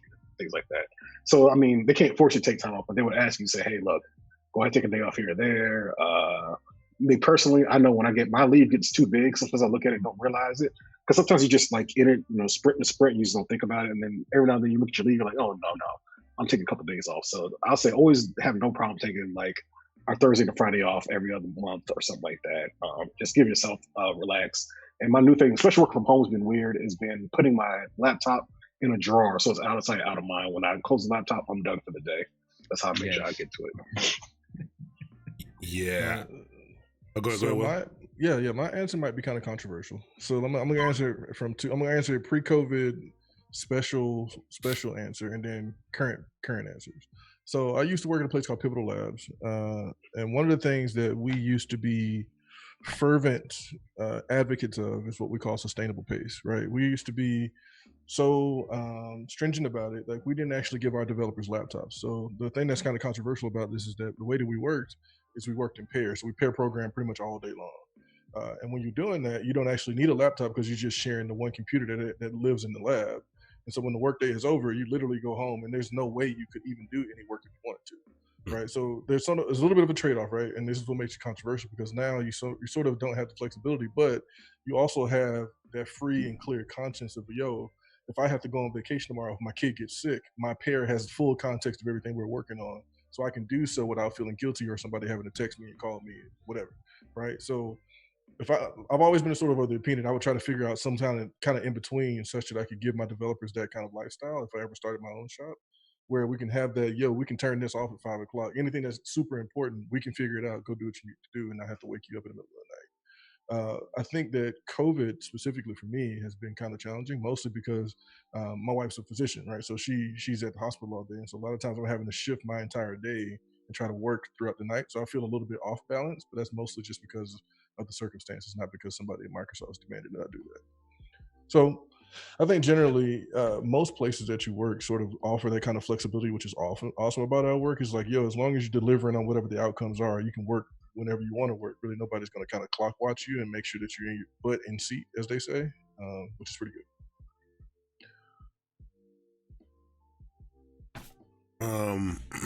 I think so. I've generally had really good work-life balance for most places that I've worked. I think I spent the first half of my career working in Knox, data centers in Knox. And yeah, it kind of sucked while we were there, but then when you were gone, you were pretty much gone, to be honest. It was shift work most of the time. So someone else's problem, just get to 6 p.m. and hand it off to someone else, which was kind of nice. So it actually was a little bit jarring for me when I went from we did have on call a bit, but again, because it was shift work, it wouldn't happen too much. And then when I went to my first sysadmin role where we're really in charge of the entire company stuff, that one threw me for a loop because I felt like I was always at work because they would have zero problem calling me often, very, very often. It was only a team of 3 of us. And we'd all avoid our phones like the plague, and so you get calls all the time, and it was it's really surprisingly stressful. So even when you were off, it wouldn't feel like you were off, because your mind is still mentally attached to those things, which is very interesting. I think once I don't know. I think I've gotten pretty good at making sure my work-life balance is good. My first work from home, I had a fully remote role at the Better Business Bureau, and it was for a migration. We did a data center migration, and it wasn't a migration to the cloud. It was just a data center migration. And the problem was, because I worked from home and I had really nothing else to do, I spent way too much time working. It was a salary position, so hours didn't really matter. And I would just spend way too much time doing things, and I really burnt myself out, to be honest. And after that, I kind of made sure that I would not do that again. And so now, I'm open to, I understand one, I think as your role gets larger in companies, as you get to more advanced positions, as you make more money, you may be required to do a little bit more. And it shouldn't be, but it shouldn't be an all the time thing. I don't think, me personally, like I won't work a job that, requires me to work, 12 hours every day. But I do understand that there's times where I may need to put in extra time, and I'm okay with that. And I'll balance that out over the course of, the month or whatever. Like, again, as soon as COVID started, the contract I lead a software development team that manages the digital footprint for the Small Business Administration. And COVID happens and the government says, hey, we're going to give a bunch of people loans, but like, there's no way to take in these loans or process these loans. So, hey, all right, team, you got 3 weeks to make it happen. And by 3 weeks, we actually mean like for real, like a week, because people are going to start putting stuff in. I worked for 14 days straight during that time, which was interesting. But like, that's not the norm at all. And I got paid for every hour, which is really nice. Which was really nice, actually. Felt kind of good to get those checks afterward. I was like, ooh, this is beautiful. But that's certainly not an all the time thing. There's plenty of weeks when we get to Friday and 2 or 3 o'clock, I'm like, oh, cool, we're good. I'm out of here. Don't need to do anything else. And I work my 8 hours, and and that 8 hours, is not, people think it's kind of hands-on keyboard, just killing it. That's not necessarily true. For most people, like a lot of it is, conversations and stuff. I don't know. There's different levels of cognitive load that you experience throughout the day. So I don't know. That mental health is important. Like, watch yourselves. I think people underestimate the effects of using your brain that much. It can be extremely exhausting. But I think you'll learn over the years how to kind of manage that a bit. Most jobs are pretty good about it. Most jobs will let you go do what you need to do when you need to go do it. Like right now, if I need to, take a little break, I need to go deliver this package. I need to go have lunch with my parents. I need to go do whatever. Most companies are cool with that. But yeah, I would say it's pretty good. It's not great for everybody, but I think it's pretty good for most people. All right, and so what time is it now? 8:51. We'll go for just another 9 minutes. We'll go right to 9, and we will wrap it up. But we do have a few more questions here. Do any of us, do we recommend a mentor or senior advisor to help us throughout our career? Is there any value in that? I think that's a phenomenal question. Yes. Yeah. Yes. Will is my mentor. So and preferably more than one. Like, you should have a team of mentors, like different experts. It's almost like you have an accountant and you have a lawn person and whatever, right? You have different people in different areas. I would have a team of them. I was definitely going to say. Oh, go ahead, Brandon. I'm sorry. Oh, no, you got it. Oh, yeah, no, I was going to say, you want to look at mentors almost like a team of advisors. So you want to, I have multiple who they're all in tech, but they're in their respective fields within tech and engineering. And so I'm able to leverage them for different questions, different perception, all of the years of experience that they have collectively. That will how do I say this? You'll learn some things a lot faster with a mentor than you would on your own. And so I actually think I am a just living testament to that. Just with all of the places I've been in my short career, it would not have been possible if I didn't have people just sit me down and just say, hey, like, this is what you want to think about. This is how you do it. Here's some things to consider. It probably would have taken me 5-6 years to learn what I know now if I didn't have that. So I strongly recommend that. Yeah, and so this comes from someone who really doesn't have one. So I've never really had one as like more of my senior. It's usually more of my counterparts who, like, I see them doing things. I'm like, oh, how'd you do that? So your mentor doesn't always have to be someone who's senior than you, but that does help. So kind of to the point they're saying, like, in a team. So you also look at your own counterparts and say, hey, look, I'm thinking about this, that, and third. So I have friends who, when I was in government contracting, they're out in Silicon Valley or they're in private industry. So I kind of bounce things off of them about getting out that world.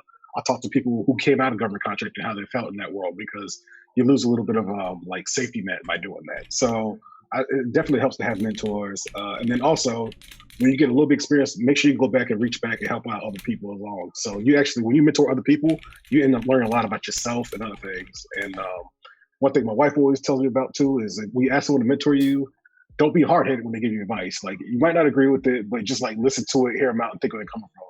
I know I have a tendency to be hard headed sometimes, and look to say about a hard head. So keep that in mind too. I hear my grandma's voice just ringing in my ear.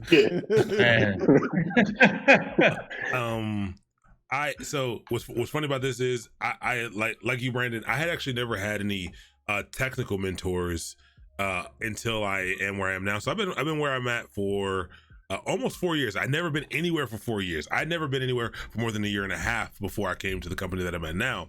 And I don't have any official mentors, but I absolutely have a group of maybe 4 people who really took me under their wing in different aspects, not just engineers. 2 pretty amazing engineering mentors and 2 kind of non-engineering mentors. And you know, I actually reached out to them. Was there yesterday, as you know, people know I'm going full time in my business, to just kind of really let them know, like, hey, you know, I'm about to embark on this full time journey in my own business, and I really wanted to let you know that like I'm here, like I'm at this space right now because of the things that you did for me, and I have. Mentorship now holds an extremely special place in my heart, like the biggest place in my heart, because if I had gotten any of this type of love and support previous to this, like I don't know where I would be. I might be, hey man, I have no idea where I would be. I don't know. It's been nuts how easily it accelerates what you can do. Mentors that can help teach you, mentors that can help advocate for you, mentors that can simply help encourage you, and give you some guidance. It is.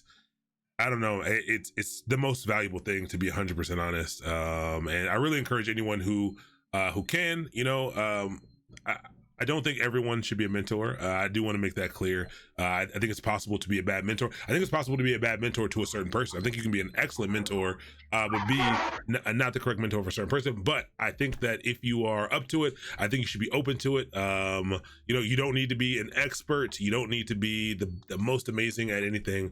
But I think providing your guidance, you know, everyone's got a little bit of wisdom. I really would ask that everyone be open to that, and own your mentorship skills. Again, you can always get better at something, and it helps so much. It really does. Yeah, it really does. And yeah, I was huge plus one there. And to add to that, you don't have to have all the answers as a mentor. Yep. Right. Sometimes it's just listening and just spitballing is some of the most valuable conversation. It's like, honestly, I don't know. I ain't never encountered that before, but this is kind of what I think. And then more so just rubber ducking sometimes, just sitting there listening and letting the person just talk, and oftentimes they solve their own problems. Sometimes you just need to be a sounding board, which anybody can do. Yeah. And I would say if you're actually going to ask someone to be your mentor, be proactive about it. Don't expect for them to, you know, come to you to mentor you. You need to go to them to receive mentorship. Because I've had the case where a lot of people will say, "Hey, will you be my mentor?" And I'm like, "Sure, yeah, you know, I can be available for you." And then 3, 4, 5 months go by, and they're like, "Hey, what happened to you being my mentor?" And I'm like, "Well, you didn't ask for any input on anything." Mm-hmm. It's like I'm not going to change my schedule, you know, to I'm not to say that I won't be there for someone, but I'm not going to be continuously reaching out to say, hey, you know, have you learned this? Or I'm not building an individual curriculum for someone. So I would say if you are looking for mentorship, be proactive in seeking your mentorship, and also provide some value in being a mentee. Mm-hmm. One of the best examples that I've had that I can give that of experience that I had, I was mentoring a young woman, and she really just kind of wanted to learn how to operate in AWS, in cloud, with the technologies that we were using at the time. New Relic for monitoring, and Terraform for working with infrastructure as code. So basically she was just like, hey, let me just kind of like, you know, when you get a ticket, I'm going to like clone your ticket and I'm going to watch you work if that's cool. I'm like, yeah, that's cool, you know. So as I'm working, I'm having to explain to her what I'm doing, which honestly is slowing me down. But I'm willing to mentor her. But the value that she provided, she was like, look, while you're doing this, I'm going to take notes and I'm going to transfer my notes into documentation for the entire team. So as I was doing the work, which was undocumented work, she was building the documentation and giving that back to the team. So actually that made me want to mentor her more, because I was like, I'm benefiting from my mentorship in the form of the documentation that you're writing, because now the processes and procedures that we're building are captured. So I mean that might not be the silver bullet for everybody, but just find some way to reverse mentor or to offer some value in your mentor-mentee relationship and be proactive about it. Yeah, dope. Okay, we have we're right at 9. I do want to get these last. There's 2 more questions real quick. I want to get out of the way. So first one, and I'm going to answer this first because I think it's I'm going to answer this first, but anyone can put their input on this. My ask is, for my first job, which is better to start a career as a security engineer? Now, I'm not a security engineer. Brandon might be best for this, so I do want to hear yours, but they say DevOps or Linux sysadmin, and because of the given options, I'm gonna jump out there and say Linux sysadmin because again, I'm a huge proponent of DevOps. I mean, I love DevOps. And again, the definition of DevOps that I love the most is that it's a cultural and professional movement built for high velocity for high velocity organizations to deploy code or to develop code. But it's born from the experiences of its practitioners. And I think you can't really start your career in DevOps, to be 100% honest. I do think you can start your career as a Linux sysadmin because I started my career as a Linux sysadmin. But I don't know if that has, I don't know if that's super valuable for going into the security route, but I would just take DevOps off the table because that's not where you want to start, I think. I would say this. So I would definitely say sysadmin is the great way to start. So especially security, sysadmin is great. That's where I got my start as a Windows admin. Windows and kind of networking admin as well. So security, what it really comes down to is understanding how things work. Once you understand how it works, you understand how to secure it. That's pretty much how it comes down to. So I would say, I think I answered in the chat, by the way. So I have like 2 different handles. So Supernova is my Twitch handle, apparently. And Bcode703 is my Twitter handle. So we could talk there as well. But basically, I would say the sysadmin role is good because you need to learn Linux. You're going to run Linux all over the place when it comes to security, especially security. That will build you into a DevOps. Because once you understand DevOps, here's the cool trick about DevOps. A good DevOps person is very hard to tell from a good, a smart adversary, because they know how to make things happen quickly. And it looks bad, but it actually is good from a security perspective. So I would say DevOps is good because you'll know all the shortcuts people take to get things to work. Even though you can have your security policies in place, a good DevOps person knows how to get around them and get stuff done. So I would say DevOps is good. So that way, when you go to security, you have that DevOps mindset. You know to look for what they do and actually kind of backstop that a little bit. So I let that go, but I'm gonna put some additional monitoring here, there, and there to make sure no one else exploits it. So my advice would be the sysadmin role. It's good. If that doesn't work out, another thing in security is to work in a NOC or a SOC, which I think we talked about earlier. So just get in one of those places and you're good to go. Yeah, I'm going to jump in and say I agree with Aaron. You don't really just like instantly become a DevOps engineer. I prefer to use the term DevOps practitioner because you can be a software developer. You can be, like for me, a site reliability engineer, security engineer, cloud infrastructure, automation engineer, whatever, but you're still using DevOps practices. So if you're familiar with that DevOps infinity loop, it's got 8 stages to it.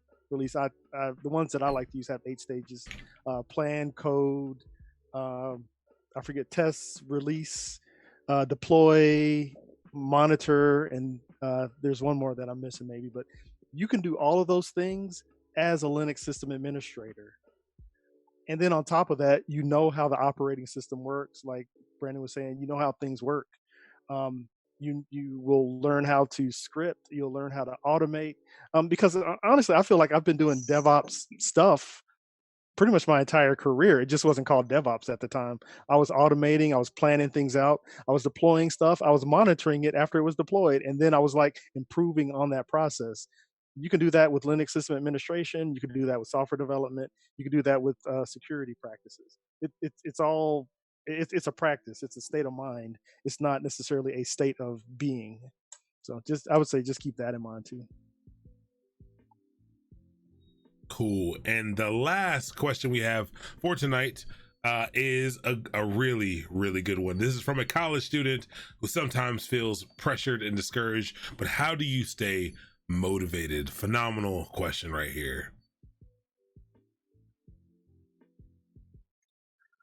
It's all about, do you want to be, so you got to look at yourself, how you want to do things. Do you want to do like a mile wide and inch deep, which that can seem like that's like a lot of pressure on there, or you could pick one thing that you're pretty decent at and interests you and kind of go deep on that stuff. So you kind of have to like, you have to know yourself. What do you feel better? Like I'm a scatterbrain, so I like knowing a little bit about a whole bunch of different things, and every now and then I go deeper on one thing. Especially when you come to AWS, you have what 40 plus services in there, so you have to learn a little bit something about everything. So I would say either pick up new things, or maybe pick one thing that's really interesting and go very deep on it.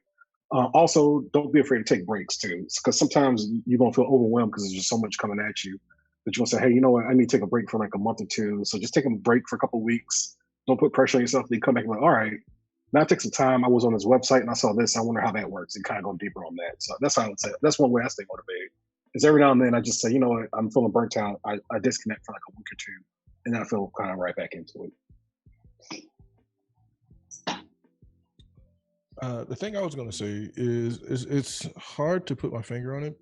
There's a good book actually called Drive, right? It's called Drive, The Surprising Truth About What Motivates Us. But it's really sort of an intrinsic thing.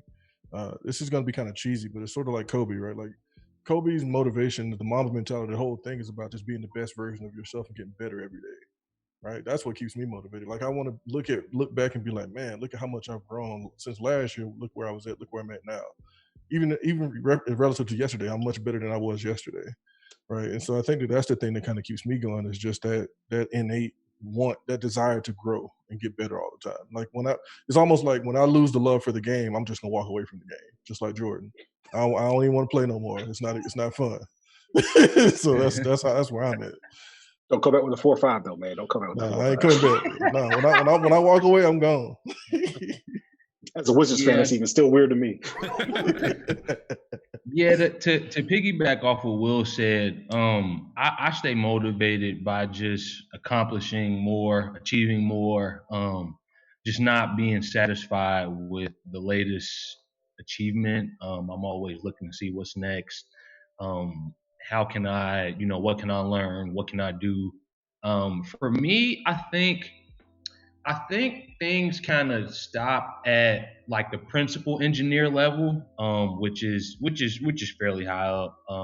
If I'm looking at that, then I have plenty of work to do, plenty of things to work on, plenty of skills to build, and so just kind of keeping that end goal in mind, and doing things to get me closer to that pretty much every day, and seeing the growth from that, like Will said. I keep my head down a lot, and very rarely I look up and I'll say like, man, I've learned a lot in the last 6 months, last year, last month. And so when I'm able to do that, that kind of takes away the imposter syndrome a little bit, and I kind of just keep trucking forward, and good things come from that. And so it's my recipe. I've kind of been sticking to it for a little while. So that's what keeps me going pretty much day in, day out. I think what kind of motivates me and inspires me is customer success and being indispensable. Not to say that I want to be the go-to guy that knows everything, but I want to know that I call them my customers, the developers that I support and their stakeholders, that they know if I'm assigned a problem that it's going to be delivered, it's going to be quality, it's going to be on time, it's going to be on budget. I kind of want to be known as like, a solid engineer that way. And I find that the more that my customers are successful, the better that I feel about doing my job. Because if they're suffering, then I didn't do something correctly. If the app is running slow and their customers are fussing at them, then I got a problem with that. It's not the developer's problem. It's all of our problem as a team. But they're relying on me to make sure that their application is performant. And just to kind of break it down, if I say that if I'm supporting somebody and their application is Hello World, that Hello World is going to be deployed in an efficient manner, is going to be so performant that the performance is going to be blazing off the charts. It's going to have high availability. It's going to be secure. It's going to have an SSL certificate on it. I mean, it's going to be the best Hello World that you have ever seen. So that's just kind of like the benchmark of quality that I want to provide. So if I see somewhere, if I'm looking at the work that's being given to me and I can improve on that, that's what motivates me. I'm like, okay, I got to do better. I got to get this more improved. I got to fix these errors. I got to make this more automated. And I mean, basically, I want to work myself out of a job. That's what motivates me. I want to be able to come in and press a button and my work is done. My customers are happy. Their customers are happy. And, we're just all happy. So that's my motivation. Don't let anyone find that button. Yeah, right. Yeah, I'd be like, yeah, give me a couple days. Then 1 minute later, I press the button and just sit there back we go. The thing that keeps me motivated, honestly, is I do love tech. Tech's great, but I'm kind of an explorer in my life. Like, there's a lot of other things that I like, and for me, tech is just a tool to kind of get to be able to experience the things that I want to experience, and that's what keeps me motivated. Honestly, I like to learn. I do like the way that like to learn how things work, and tech kind of feeds into that. But yeah, I mean, I stay motivated because I stay focused on the things that I love. I do think a lot of people, as they go throughout their lives and as they start taking care of their responsibilities, I think people lose kind of sight of the things that they love. I love that Brandon said, got his pilot's license. We need to talk. I'm so serious. Yes. Like stuff like that. I keep my eyes on all the things that I loved as a kid, all the things that I pick up over the years that pique my interest. I lean into all those things, and you need money to do those things. And so that's what keeps me motivated. It's like, hey, I found the correlation to learning these things, to staying relevant, to staying valuable, and that allows me to do the things that I want to do. So that's how I stay motivated. So but with that being said, first off, I want to personally say thank you to all of you again for hopping in, for everyone who came in after the beginning. We got a little ghosted today, and everyone who's on today valiantly came to all of our rescue and provided. You are all stars, to be 100% honest. Thank you so much for your insight. Thank you so much for sharing honestly and openly. As YGBSM said in the chat, just the community would like to thank you. Really, like truly, I think this insight is always really good. And I'm glad that people can also get to hear experiences and things about the industry from people other than me. We try to do this at the end of every single boot camp, so I appreciate you taking the time out to do that. We also, everyone else who's watching, we have another one of these tomorrow, because tomorrow is also the end of our Decoded boot camp, so we're gonna have another one with a different set of engineers. So if you want to come through and ask some more questions, I think it's gonna be equally as dope. But that is it. If you all wouldn't mind staying on the Zoom for just a few minutes, we're gonna just sign off real quick. We're gonna go raid someone else's channel, but I just want to extend a token of my appreciation to you all after this. But we're gonna rate CM Griffing tonight, everybody. CM rated us earlier in the week. He's doing some dope stuff with Rust, I think, and WASM and serverless. So if you you want to, we didn't go over serverless yet. Serverless will be coming in the intermediate section of this, but let's go ahead and say hello to our friend CM Griffing. CM Griffing, did I type it right? I think I did. And let's go say hello. We're out of here in 10, 9, 8, 7, 6, 5, 4, 3, 2, 1. Pat yourselves on the back. You're officially done with the apprentice level of Horizons. And peace out, everybody.